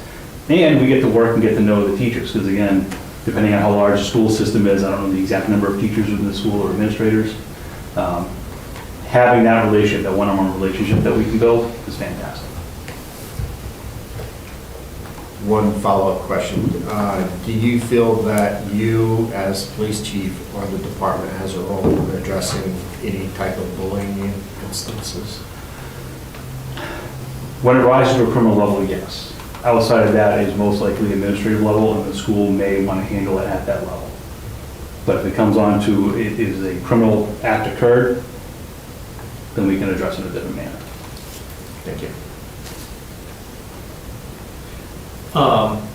So if you become chief, you'd be walking into a new department, and I'm wondering how you would assess morale in the department during your first several months. But what specific steps would you take to address it? And particularly if you're selected over an internal candidate? But you get a little bit of repetition for me, is that relationship building. One thing you could do is have that one-on-one meeting with those individuals, because the department is not that large, it's very comparable to my department. You can sit down and have an hour-long conversation with someone and just off the record, just, hey, I'm trying to get to know you, trying to get to know me type deal. There might be some structured questions in there, open-ended questions. Let them express themselves. And also say that, hey, I'm here not to hurt you, but to help you. This department has got a great foundation to begin with. We just need to build from here. And I'm here to help you out and steer you in the way this department should be going. But those one-on-one relationships with the officers, yeah, that's where it's really going to count. You want to build that culture of trust with those officers. Thank you. Department culture and retention are critical priorities for the Bolton Police Department. What concrete strategies would you implement in your first 90 days as chief to foster healthy department culture and support retention? Please give us specific actions you would take immediately and describe how you would balance holding officers accountable to professional standards while simultaneously creating an environment where officers feel valued, heard, and motivated to stay. Well, first step would be what we just discussed, was establishing those relationships. There's always going to be some loss with officers in the department. They may come here and think that, hey, this culture's not for me, and move on. It's my job to come in and set that tone of my expectations, what I want how I want officers to present themselves, how I want them to act. Within the first 90 days, my job is just really going to be to listen. Listen and observe what's going on, how things have been running. Because again, being an outsider and coming into a well-established department with 4 members who've been there, a couple longer than I have been, or one longer than I have been. So they have a vast institutional knowledge that is going to be beneficial to me to listen to. And be like, all right, hey, this has worked in the past, this might not be working, this definitely doesn't work, we can move forward with this. But taking those cues and listening will help form a better plan. Like, again, to have a very specific 90-day plan, I want to do X, Y, and Z. Any decision I make is going to take time, because I can't come in and just be like, this is what we're doing right now, because you're not going to build that culture and you're not going to have people want to work for you or for the town if you come in and just be like, this is how we're doing it from day one. To me, that's not the right way to do it. And holding officers accountable, well, that's the standard I'm going to establish, where I'll be like, hey, we have policies and procedures, you all read them and you understand them, and there's a mistake in the mind and a mistake in the heart. The mistake of the heart is someone does something intentionally. The mistake in the mind is, I forgot this portion of the policy, or whatever issue may be. It has to do with intent. So holding someone accountable, you can work with someone who just made a mistake of the mind. You can retrain them, you can bring them up to speed where they need to be. Someone who has a mistake of the heart, if they did it with intent, you kind of have to dig a little deeper and figure out what the intent was, why do they need to do that. So holding officers accountable would really depend on what occurred.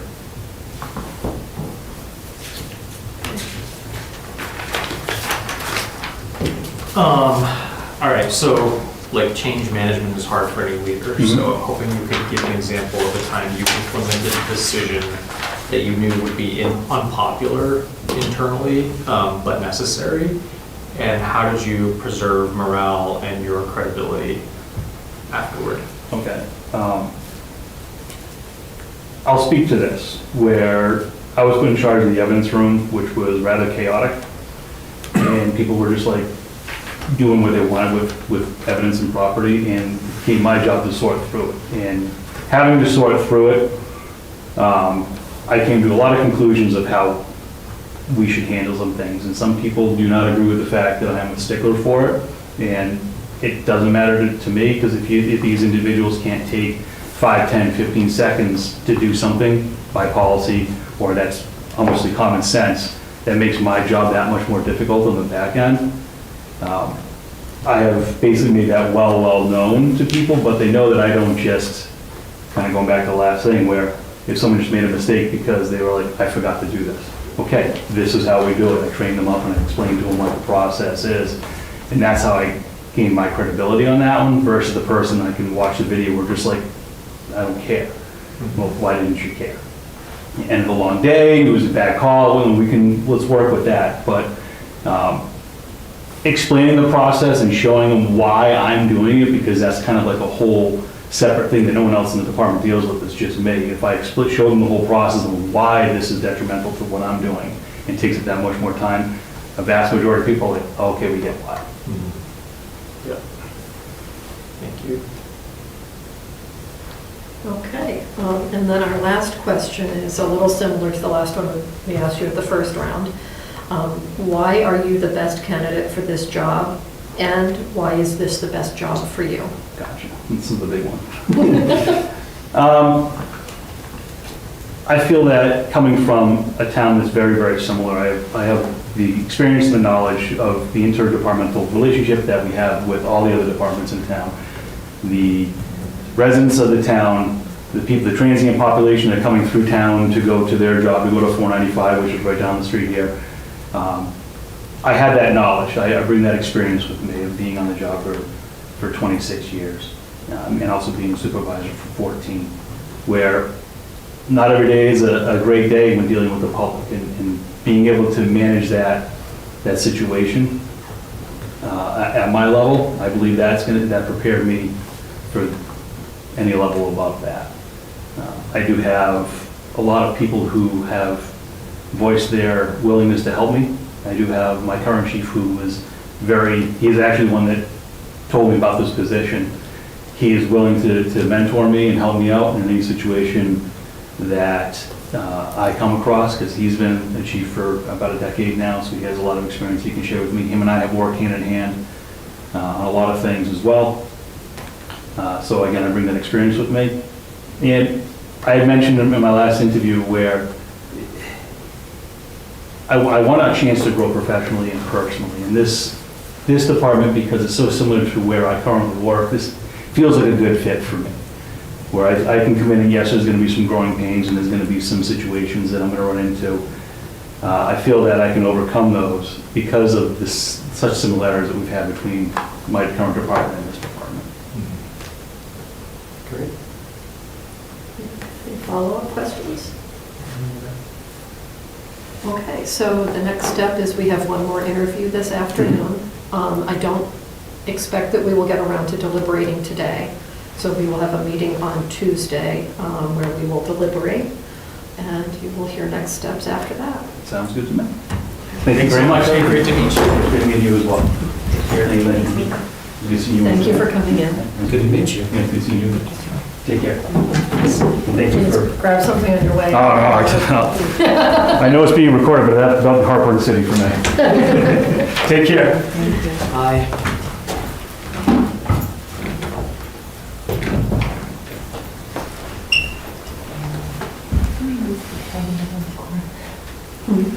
So we'll leave that door closed so that you guys can chit chat over muffins, cookies. Did you ask about my stopping time this afternoon because you thought maybe we would try to deliberate, or what was?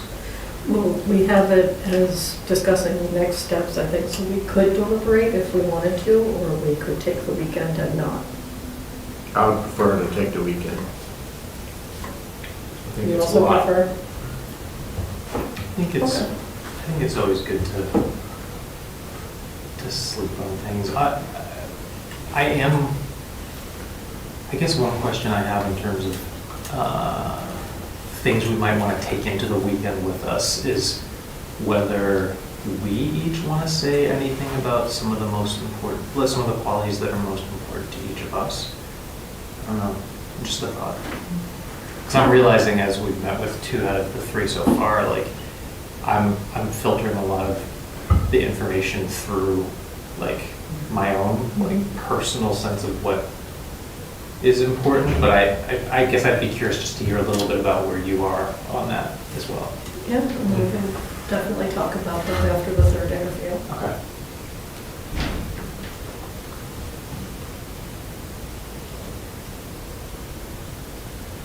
So, entering resume muffin eating mode.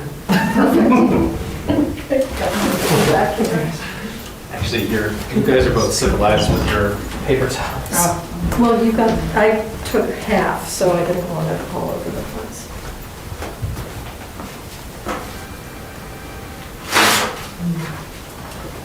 Thank you. It was awesome.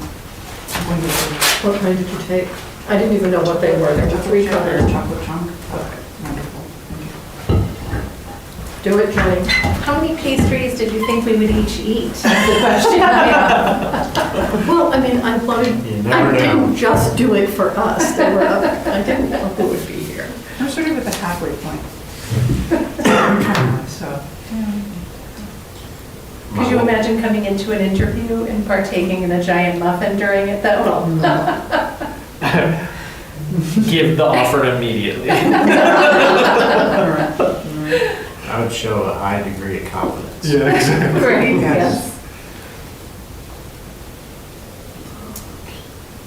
My wife is doing this food study through Mass General, so she has all her meals in little boxes. She can't eat anything other than what they give her for like the next week. So I don't have to cook for her. But she has to sit and watch me eat whatever I eat. Oh, yeah. She has her little hospital meal. Does it look really good or no? It's not bad. It's not bad.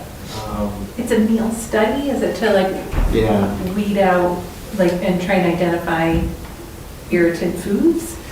Well, it's part of a larger study, so they, do all the blood work and stuff at the beginning, and then during it, and then after, and Okay. they're trying to like say, okay, if you eat, my understanding is if you eat this, what does it do to your cholesterol?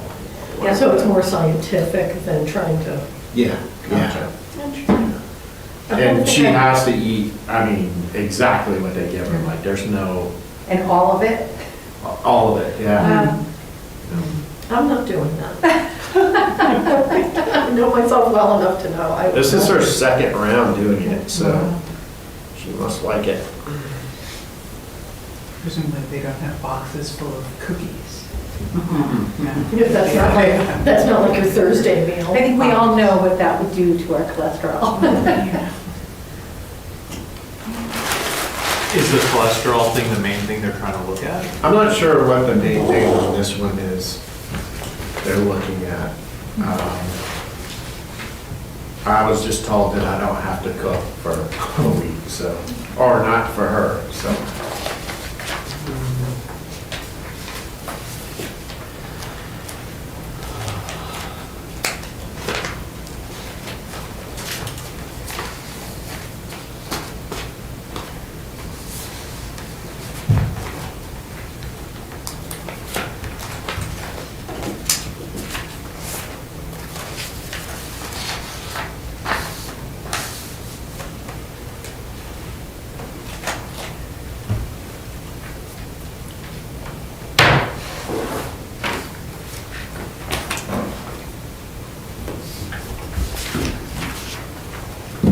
Anybody watching any good television these days? I have every intention of watching the Olympics every night and haven't yet to watch a second. Not one second.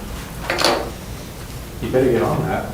I know, it seems like it's a limited time thing. Well, tonight really is, you should see how the men's program unfolds. Okay.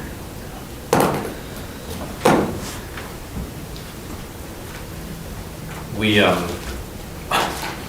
been hearing from all sorts of people, like, have you seen Heated Rivalry? Have you heard about Heated I Rivalry? have not. Have you? I've heard about it, I've never watched it. Yeah, very reviews. And we were like, no, we're not gonna do it, like, not interested. And then a good friend was like, Brian, you really must. I was like, okay. And I understand why it's become such like a cultural touch point for a certain. So what's the basic premise? The basic premise is that, and it's based on a book that was kind of popular a while ago, but that these two young men who are like hockey phenoms, they get like, I think, recruited into the pros straight out of high school, but they essentially like start a relationship and fall in love, but like totally on the down low. And then it just follows the arc of that story. But it's not suitable for work, I would say. Okay. But The best show on TV right now, streaming, is The Pit. I am in Yeah. the middle of the second season. But you kind of need to watch an episode and then watch something funny or stupid or mindless to unwind, because it's, oh, I binged it. I binged the Did first you? season in like 3 days. It that was a first lot. season It was a lot. was intense. Did you watch it? Yeah, and it was, look, Matt and I got into arguments about it because I was like, we can't watch this because then you just are sad for the next 3 hours. Like he couldn't come out of it. I mean, it's so intense. It's good, I mean, all the actors are great, it's just really, really good. Yes, I love The Pit. It's so hard though, isn't Oh it? my God, Noah Wiley. It I just love it. I find it really fascinating and interesting. It's just like flashbacks to Matilda's ER. EMT program, she's been watching it with us, Oh. and she's really interested in it. And I watch it like, oh my gosh, is that something that Matilda's gonna see? Like, potentially, it's kind of amazing that she's at that maturity level, that You know, that she's not watching it like, oh gosh, I made a mistake. She's Yeah, watching she's it like- like, this is really interesting, and I can't wait to have these experiences. Wow. And that's Maggie, you know, Yeah. in the ER now. Like, she's like, loves it. She's like, yeah, more adrenaline, adrenaline while I'm at home, yes. I didn't realize this until I saw Bill Wiley in an interview. We They have had Mr. no Murphy music. out there. He's During the sort of show. lurking They about. had Did you want to zero- hear early or not? Like dramatic music. Start And- Let's make it. We have Mr. Murphy out there. I saw him when I went to use the restroom. Do you need a couple more muffin minutes, Brian? No, I'm good. I'm happy to start early. Don't forget, do you want me to?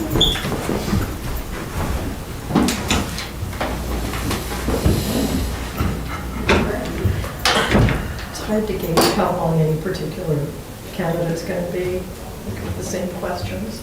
Bill, what's your wife's maiden name? Frederick, What's her first name? Amanda. My brother-in-law just happened to text me. He's just using the restroom. And then we'll be out. He calls us when he has IT problems, because my husband is like the IT service technician for every member of my family. No, that's a Would thing. you like to That's a go for thing. my fat? Because we are all challenged.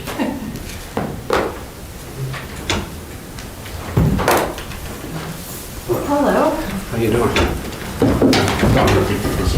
Hi, Brian Boyle, nice to meet you. Hi, good to see you again. Bill Nichols, good to meet you. Good to see you.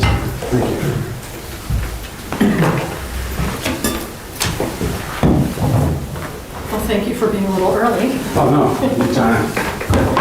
I'm set up 2 months early, so where are we going? No way.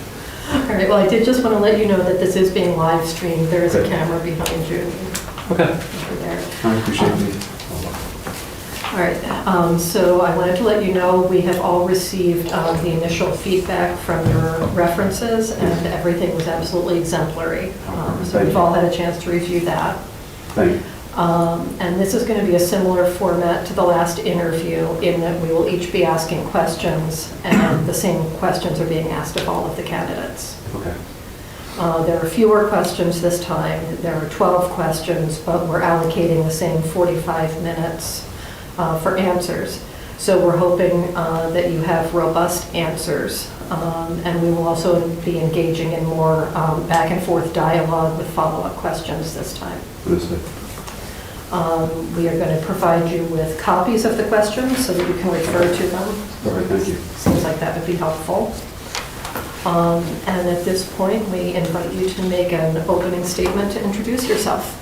Well, thank you. My name is Donald Murphy. I am a patrol lieutenant. I am in charge of the patrol division of the Westwood Police Department at the moment. I began my police journey in 2008. I started off in patrol, had a great time in patrol. I did a lot of active things, and I was very blessed to become a police officer. During my patrol days, I was a field training officer. I helped develop the future officers of the Westwood Police Department. Some still work there, others have moved on to the state police and are driving their cars. After patrol, I was lucky enough to be selected to become a detective. I was a detective for a few years, and as my chief said, I was a one-man drug task force unit. I was very active in that. I was very blessed to have been selected to be a detective. It was a great experience. I was able to help a lot of people along the way. After being a detective, I became a patrol sergeant in approximately 2019. During that time, I managed approximately between 3 to 5 officers during a shift, whether it be the day shift or the midnight shift. If you were a patrol supervisor on the weekend, essentially you were in charge of the town. After patrol sergeant, I went to an administrative sergeant where I worked on accreditation for the past year and a half. Westwood is an accredited police department. During that time, I worked with the administrative staff, worked with town hall, worked with the chief, and we developed policies. And as a matter of fact, we just had a 3-year assessment on last Tuesday where we passed with fantastic. We did a fantastic job. Even the assessor said it could have been done any better. So approximately the last year and a half, I've been in the patrol division for the Westwood Police Department. That incorporates being in charge of approximately 24 officers. That includes sergeants and patrol officers. During that time, I worked hand in hand with the town hall. I have been part of the command staff. I have helped make decisions, whether it be scheduling, overtime, anything that's related to budget. I've had my hands in. Obviously, the chief has the final say in that matter, but I've been blessed to have my input taken. as the patrol operations lieutenant, I am there to ensure that the officers under my command are following guidelines, or I've got them by post nowadays, so I need to make sure that we're sticking to the best industry practices as established by accreditation that we just had last Tuesday. So that's a big part of my job right now. I've been very lucky to been involved in the procurement of vehicles, upfitting vehicles using the 30B, and working with Town Hall in regards to purchasing vehicles and getting that done. So I have had a very extensive administrative task for the past year and a half. Prior to becoming a police officer, I ran my own business. I also, when I was a union carpenter at a young age, and I was able to train apprentices. Shortly thereafter joining the Carpenters Union, I was very lucky that I was made foreman. At a young age, I was in charge of people that were 10, 20, 30 years older than me. And what I learned at that time at a very young age is, even though you might be the boss, it's always great to listen to what people might have to say. Because I might not have all the answers, but somebody in the group will. And I learned that at a very young age as a foreman of the Carpenters Union. After leaving the Carpenters Union, I went to go work for my family business. My dad ran a construction company, so unfortunately he became ill, and I ended up taking over for him, so I had anywhere between 6 to 8 employees working for me at any given time, plus subcontractors, whether it be plumbers, electricians, things along those lines. I learned at that time that you need to stick on budget. You have timelines, you have customers. Much like policing, the citizens are our customers. We answer to the customers, we answer to the citizens. We are here to serve the citizens. If I'm lucky enough to become the next Bolton police chief, that is what our model is. We are here to serve the people. We are public servants. And basically, that's just a quick explanation of who I am without boring you to death. Thank you. Okay, so the first question is, please describe the Bolton Police Department you envision in 5 years. What is the greatest challenge to getting there, and how do you overcome it? And what is the greatest asset at your disposal, and how do you take advantage of it? Well, I envision Bolton Police Department in 5 years to be much like I've been able to speak with 2 officers. I used to one officer who worked there a few years ago, and I spoke to another one who's worked there recently. He said it's a great culture, nice people working there, so I hope to continue that. I'm going to ultimately, I want our officers to be engaged with the community. That's one way how you build public trust with the community. If the community knows you, then they feel more comfortable around you. I would hope to envision that we keep that going, that we keep the small town feel. I come from a small town, and I think it's very important that people feel comfortable with you, and that you can get out of your cruiser, talk to the people, get to know them. And I think that's where I envision the Bolton Police Department in 5 years. I hope we continue staying on a good path, we stay level funded, and staff stays the same. I don't know where the staffing requirements are right now, but I saw that we have approximately 11 officers full-time, including the chief, so if that's full staffing, I'd like to stay at that. Recruitment and retention is a big aspect of being the police chief, and that's what I would focus on as well. I think the greatest challenge here, and how do I look to overcome it? So I don't know if it's a challenge, but it's just that we just need to get out there and be one with the people. And the greatest asset at my disposal, I think, is that, as I've kind of shown you, I have the gift of the gab. I'm willing to talk to anybody, and I'm willing to listen to anybody.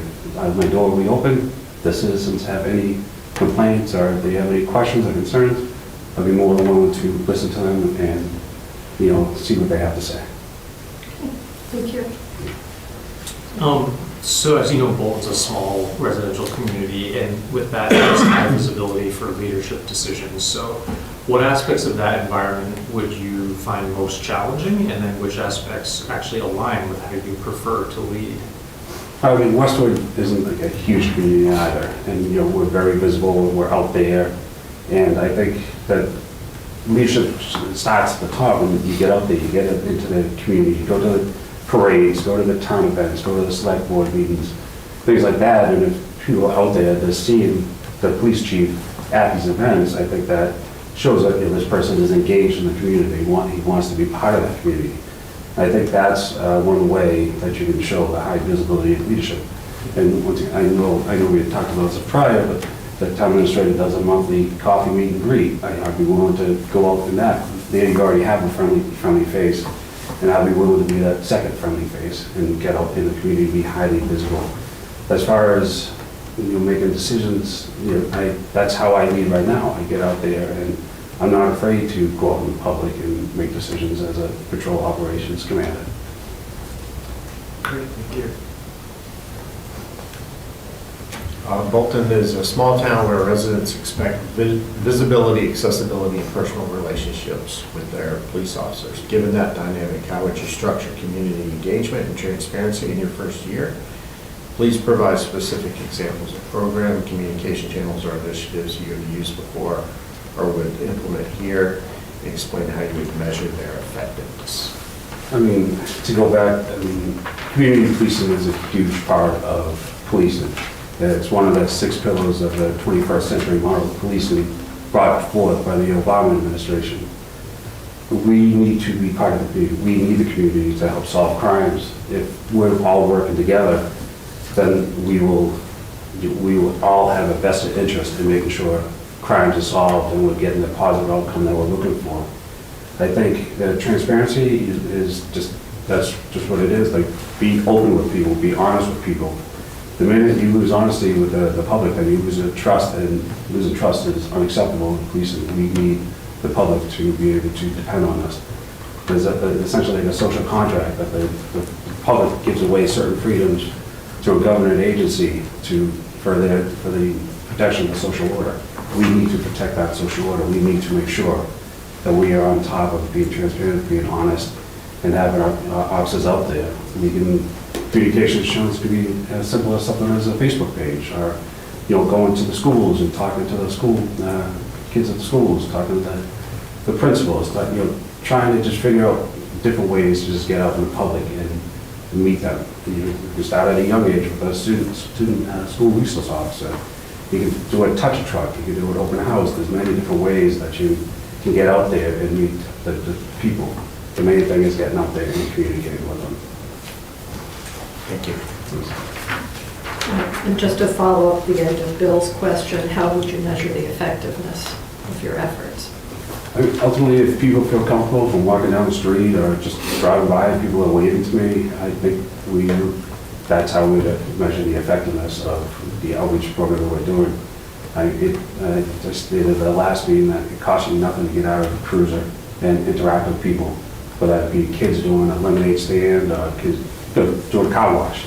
Just go out and meet the kids. You can make a friend for life, make a friend for your career. It will pay off dividends down the road. I know when I was a patrol officer, those are certain things I used to do.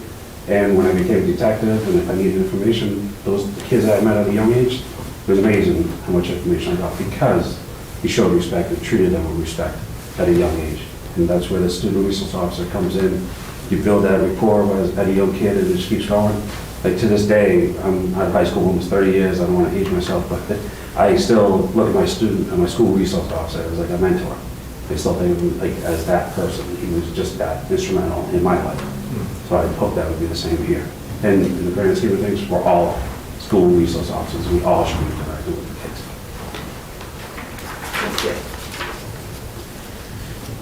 Can you discuss your philosophy about introducing new policing methods and technology into an existing department, and give some examples of emerging technologies that you think would integrate well in Bolton, and describe how you would go about implementing them? Technology, social media and technology is another one of the 6 pillars of the 21st century policing model developed by the Obama administration. Technology's here, it's coming, whether we like it or not, and I think we do need to address it. I know there's a lot of fear of license plate readers, and I understand the concerns of some of the citizens that, Big Brother might be collecting all the data, and that is, license plate readers can be a scary thing. But I think we need to look at it in different ways as well. If we were to bring license plate readers, I think you'd want community feedback. You'd want the input of the community. License plate readers can help, solve crimes, they can help disprove crimes. They can help find missing people. They can find, say, God forbid, an elderly person went missing. You could use the license plate reader to find that person. In Westwood, we use license plate readers to solve crimes of break-in and enters. We used it to disprove crimes. Somebody was complaining about a hit and run. We were able to prove that it didn't happen with the help of the license plate reader. But that, if those would come down, that would have to be a group discussion that we would all need to have. We would need feedback from the community. In Westwood, we've implemented new technologies as far as our records management systems, as far as our policy and procedures management. Technology is great, because before we used to, where details, and cops do details, before we used to have to call any police officer directly. Now we have this system called POS, where we just send out a text, a group text, and everybody gets it at the same time. Technology can be a great thing. We talk about body cameras. At the moment in Westwood, we don't have them. We have a very low complaint department. I would imagine that that's the case here in Bolton. I hope that would be the case here. And body cameras, they could be good, they could be great, but that's a discussion we have to have also with the town to get some feedback, because ultimately I would want to hear from the residents regarding any type of technology advancement like that. And that's, as far as Bolton is concerned, I think technology-wise, I know the town administrator asked for like a Wi-Fi controlled signboard. That'd be a great tool to have. That way you can get a message out to the public real quickly, and that is one instrument of technology that I think that would greatly benefit the Bolton people. And you do reverse 911 calls with technology, text messages for technology. There's many different things that I would use if a storm hit, or we had closed down roads. You could use the social media, you could use text, you could use various forms of technology, and that's how I would implement the technology here in Bolton. Thank you. I have a question about what type of information you would share with the town administrator. She should always hear from you first, versus what things would you handle independently before escalating? What I would share if there was a unfair labor practice, disgruntled employee with potential termination, I would definitely have to want to talk with the town administrator, the human resource director, and things along those lines. A lot of the minor things in the police department, I think we would try to handle on our own. You want to watch out for morale issues or anything like that. You try to prevent those from escalating to a point where they would get to the town administrator level. But ultimately, I think the town administrator and the police chief need to kind of work hand in hand, because ultimately I will report to the town administrator. And anything that came to an egregious level are things that I thought were out of the scope of, we need to get the town involved. That's what I would interact with the town administrator. Could you give a couple examples? You don't have to get super specific, but from your position now, of just in general the types of things that you could identify as, oh, actually this is a potential town-wide issue that needs to go to the TA or the select board? I mean, I at the moment going through unfortunately a firing process with an officer, so obviously the town administrator, and an unfair labor practice. So that would obviously, I would speak with the town administrator on. And I mean, the day-to-day operations of the police department, ideally, we wouldn't have to go to, because the town administrator is doing too much. I would not want to bother the town administrator with unnecessary burdens, but anything that grows to the level of potential discipline, suspension, things along those lines, I would interact with the town administrator and let them know any HR problems. I would let the town administrator know. Thank you. Bolton's operating budget is constrained by a tax base that is almost entirely dependent on residential property taxes, making resource allocation a constant balancing act. What areas of the police budget do you consider non-negotiable? What areas allow more flexibility? And have you experienced identifying and pursuing grants or alternative funding sources? But training is critical. It's non-negotiable. We need to train our officers. We're governed by Post, and Post has a series of trainings that we must adhere to. We need to buy cruisers. We need gas for cruisers. We need to pay our employees. Nobody's showing up for free. Those are critical, non-negotiable. We need to be able to take care of our people, whether that be bulletproof vests, service weapons. Although with the service weapons and with the bulletproof vests, we can try to apply for federal and state grants. Usually it's a 50-50 split. I've applied for grants, whether it be the traffic grant, we've done the ballistic shield grants. We've done grants for AEDs and cruises. I've worked on those grants. Some of the more flexible areas of spending, I guess we could take away certain overtime or certain privileges that we give to officers, but so there's sometimes if we have staffing shortages, we need to pay for that. We need to make sure that is covered. But there are certain things, we can reduce unnecessary trainings, but there are certain trainings like with the use of force trainings we have to do. Thank you. If you have to make a trade-off between staffing, training, equipment, or service levels, walk us through your decision-making process and how you will explain that decision to town officials, your staff, and the public.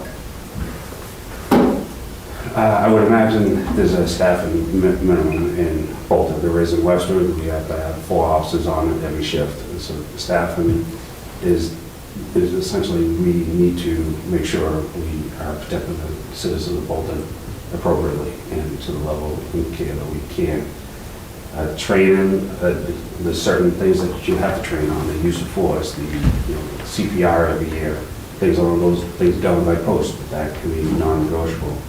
As far as equipment, maybe we don't renew buy a police cruiser this year, or we hold off on getting new firearms the following year to see what the capital budget will let us do, because obviously we operate under an operating budget that goes for the fiscal year.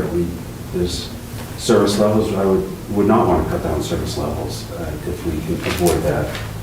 Then we need to see, okay, do we have 2 people on the day shift or 1 person on the midnight shift? Where can we move people around so that our service levels would provide the level of service that people of Bolton want in their town? I would have to have a discussion with the finance department to see where's the deficit, where's the money coming from, why do we not have it? I would like to talk to them and with the public. I would assure them that if we need to, we would do everything we can in our purview to make sure they have the services that they want. So at our town meeting, we go through every department's budget almost line by line. Yeah. And so as police chief, you would be, I guess, available for any questions that citizens might have at open town meeting. So could you just talk a little bit about whether you have experience with that and how you approach it? As far as going, as part of the clearance stuff, yes, I've gone over the budget, but I've never gone over line item by line item by line item. It's definitely something I would study upon and be ready for. Yeah. And I would have no problem answering to the public if I need to cut something. Ultimately, if a decision needs to be made, I will make that decision, and I will explain it as best I can at that time with the information that is given to me at that time. Yeah. But ultimately, every boss needs to make a decision, and once you make that decision, you own it. You need to live with it. Yeah. And you need to be able to defend your position.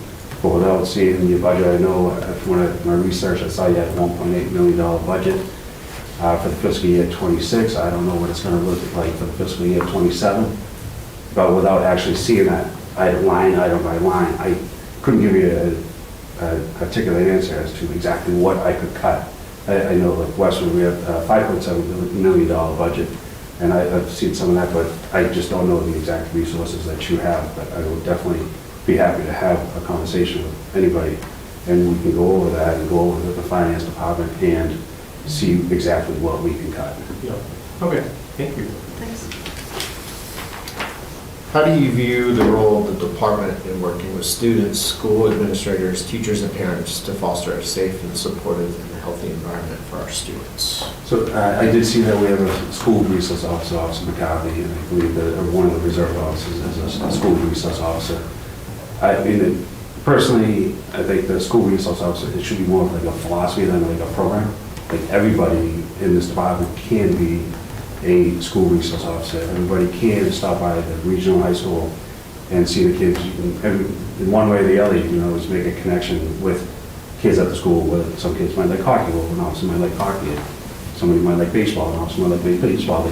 There's different ways that you connect with the kids, and having a school resource officer in the school is definitely a great liaison to help with that. I mean, bringing the other officers in, walk through the schools, go through this, like, offices, like, me personally, if I'm lucky enough to be made the police chief here in Bolton, one of the first things I'll be doing will be going to the school to get to know the layout of the land.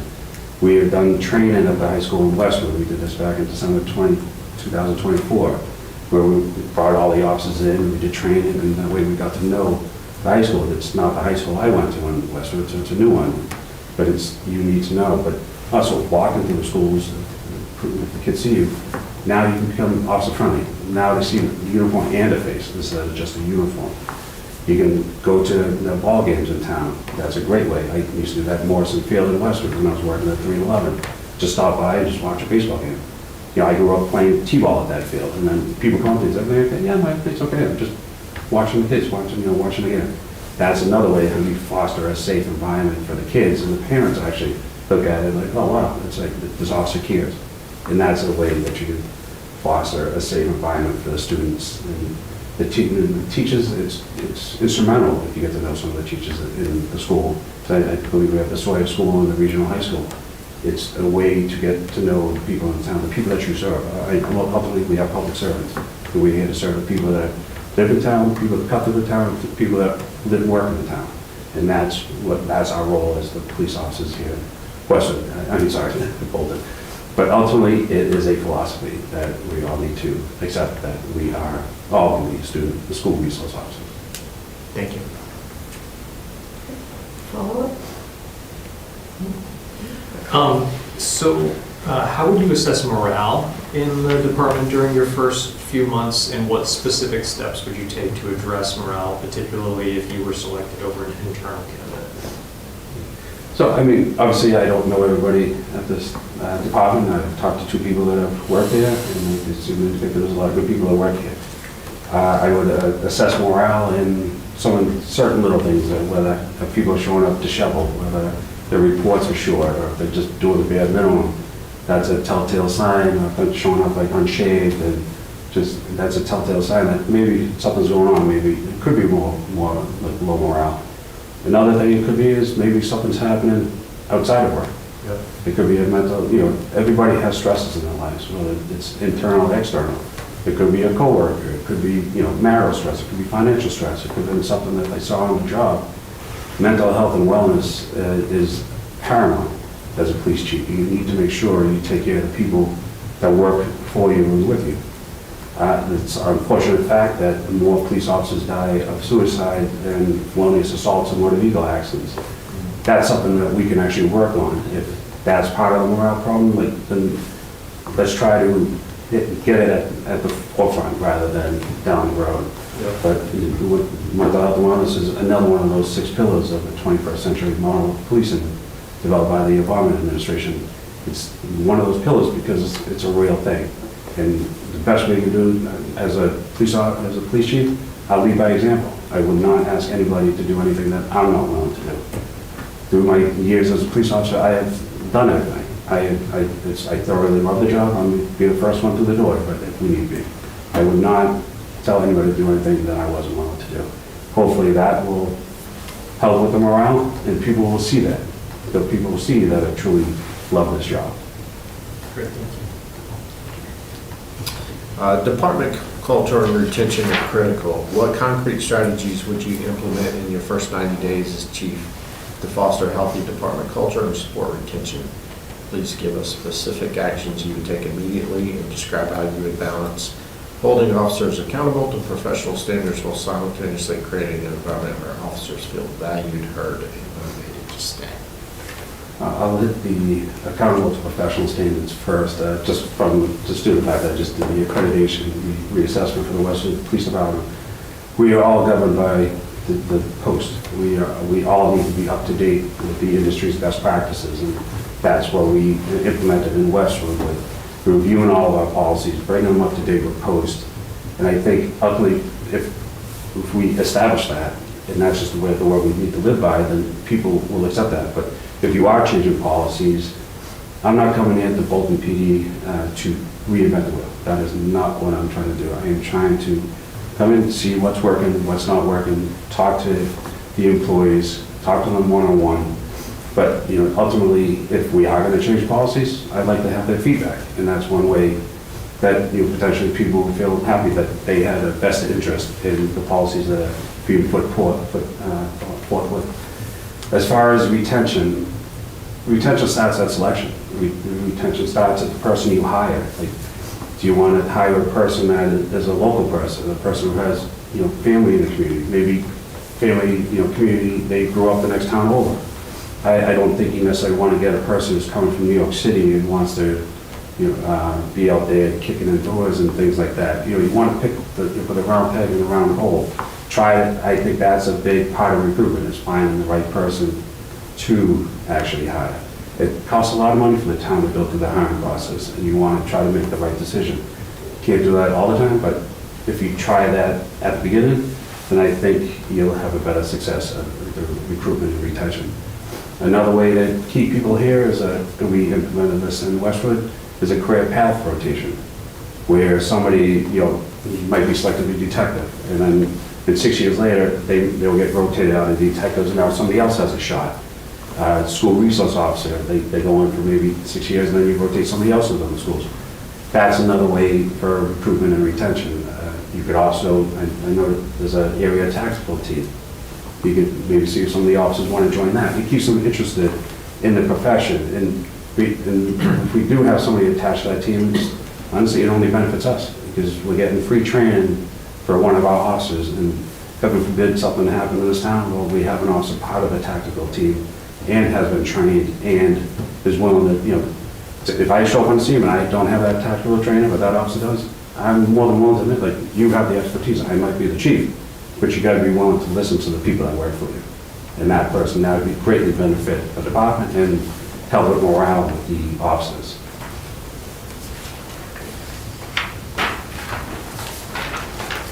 Did you have any follow-ups, Dave? Okay, so managing people through change can be hard. So I'm wondering if you could give an example of when you implemented a decision that you knew would be unpopular internally, but still necessary, and how did you preserve morale and credibility going forward? As far as decisions made, weren't necessarily decisions I made, but when I took over for the patrol division and being part of the command staff at my place of work now, we had a thing where you had to make 10 traffic stops a month. It wasn't necessarily being enforced. However, when I became the operational commander of the patrol division, I started enforcing that. I started getting pushback from the patrol division, so I ultimately had to. It was a very unpopular decision. However, it was the right decision. The number one complaint that we get from residents in Westwood was traffic, and it was essential that everybody got on board. And it was not a very popular decision to start enforcing that. However, now, this many months later, the officers that are doing everything that's asked of them. I definitely got pushback, but I think we're at a good spot. And I'm going out as a patrol lieutenant, and I'm making traffic stops as well to show them that I will lead by example. I will do, if I'm asking you to do something, I will go and do it. And that's probably the best example I can give you. Yep. Thank you. Okay, and the last question is similar to the one that you were asked at your last interview. Why are you the best candidate for this job, and why is this the best job for you? I think I'm the best candidate for this job just due to my experience in policing and in the private sector. I've been a supervisor one way or the other for the past 20 plus years. I've run my own business. I have gone through essentially everything that you can do in a police department. I am now part of the command staff in Westwood. I help make decisions day to day for them, whether it be scheduled, budgeted, and I've had the experience. As I explained to you earlier, gone through everything. A field training officer, patrol sergeant, administrative sergeant, now in charge of the patrol division in the command staff. I have a bachelor's degree in criminal justice. I attended the 3-week FBI Leader Trilogy course, which incorporates 3 weeks of executive command and supervisor leadership training. I am a trained sexual assault investigator. I am a trained narcotics detective. I have been trained in CIT, which is crisis intervention training. I am the accreditation manager in Westwood right now. I do the firearms licenses. I have a wide experience of field experience, and I have a lot of experience in the administrative side.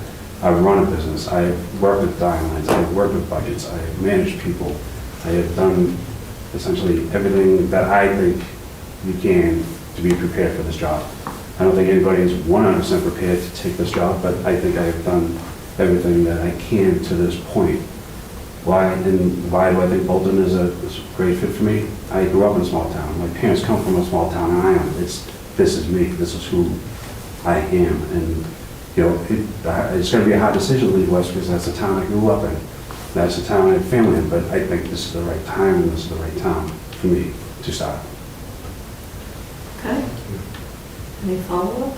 No, I appreciate that, thank you. Thank you. All right. So you're our last candidate that we're interviewing, so we're going to take a little time after you leave to discuss amongst ourselves a little bit this afternoon, but we're also going to meet, I think, on Tuesday at 11 o'clock to make a final decision and to deliberate, and we will let you know right after that. Okay, perfect. Thank you. Thank you for your time. Thank you. Good to see you. Good to see you. Nice to meet you. Good to meet you. Thank See you again. Good to meet you, thanks for your time. Thank you. Thank you. Enjoy your weekend. Take You as a well. donut. Oh, geez. Take something that I don't have to take home with me. Enjoy your weekend. That's the Thank you. final test, whether he takes a cookie. Don't charge me last.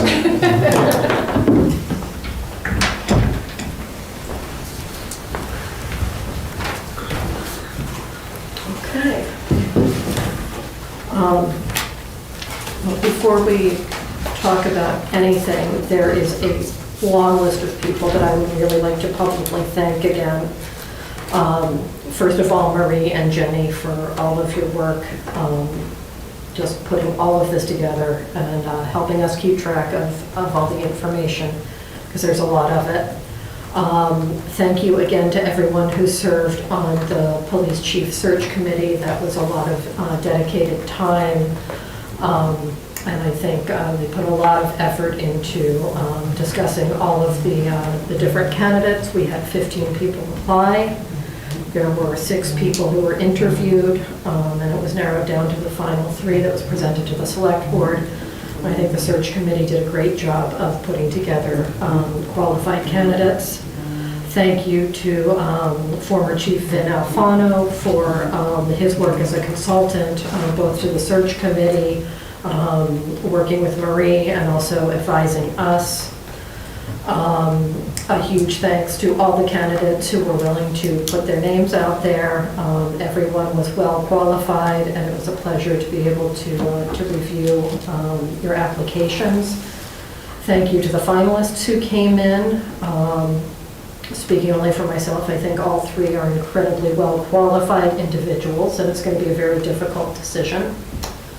I would like to thank all of the members of the Bolton Police Department who submitted responses to the anonymous survey.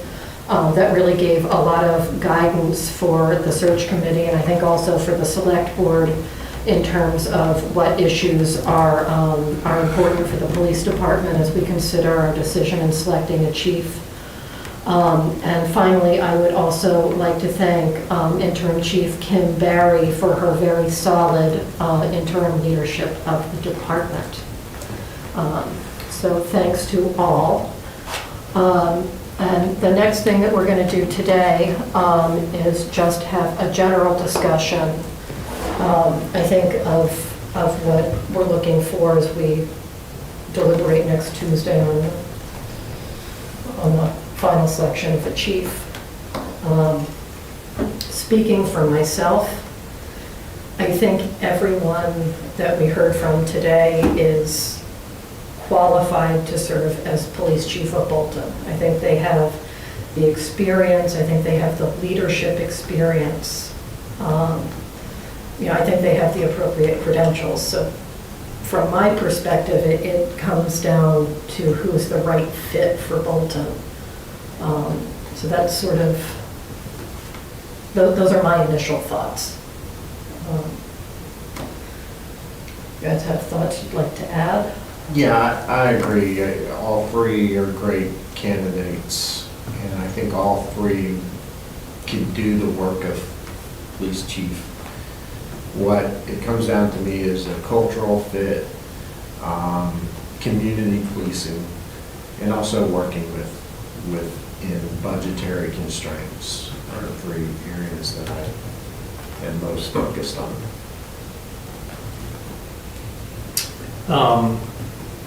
I agree with everything you both said. I'll say that what I was really listening for when we were meeting with each of these three strong candidates was their decision-making process. Like, how do they take input? How do they take feedback? How do they communicate? How do they make an assertive decision? How do they bring people along? It just sort of, those feel like really crucial leadership skills. So I think it was around the decision-making approach, the communication approach, and I was less focused on specific technical skills, because I agree, I feel like there was a baseline of people had solid experience in a lot of areas. So it was more that next level of actually leading a team. Yeah. So, I think that's all, those are the thoughts. I mean, what I would like to do on Tuesday is I would like to discuss each of the candidates individually, because I think we owe that to them, to show that we've considered them all individually. I already have a list of pros and cons for each candidate that I have prepared, and I'll work on again over the weekend. Not, critical cons, but, strengths and weaknesses of each. So I think maybe we can just discuss each one in turn, and then see if there's a clear favorite or anyone that everyone agrees maybe we should remove from consideration and just debate amongst two, but just kind of get a sense on Tuesday of where we all are. That sounds good. Yeah. Okay? And thank you, Kate, for your leadership on this. And then we will finish up Tuesday with a motion to extend an offer to one of the candidates and authorize Marie to negotiate a contract, would be the goal. And conditional upon more intensive background screening. Okay. And how long will that take? I would need to status review. Okay. All right, anything else? No, do we need a motion to adjourn? We do need one. So moved. I'll second it. All right, all in favor, say aye. Aye. Aye.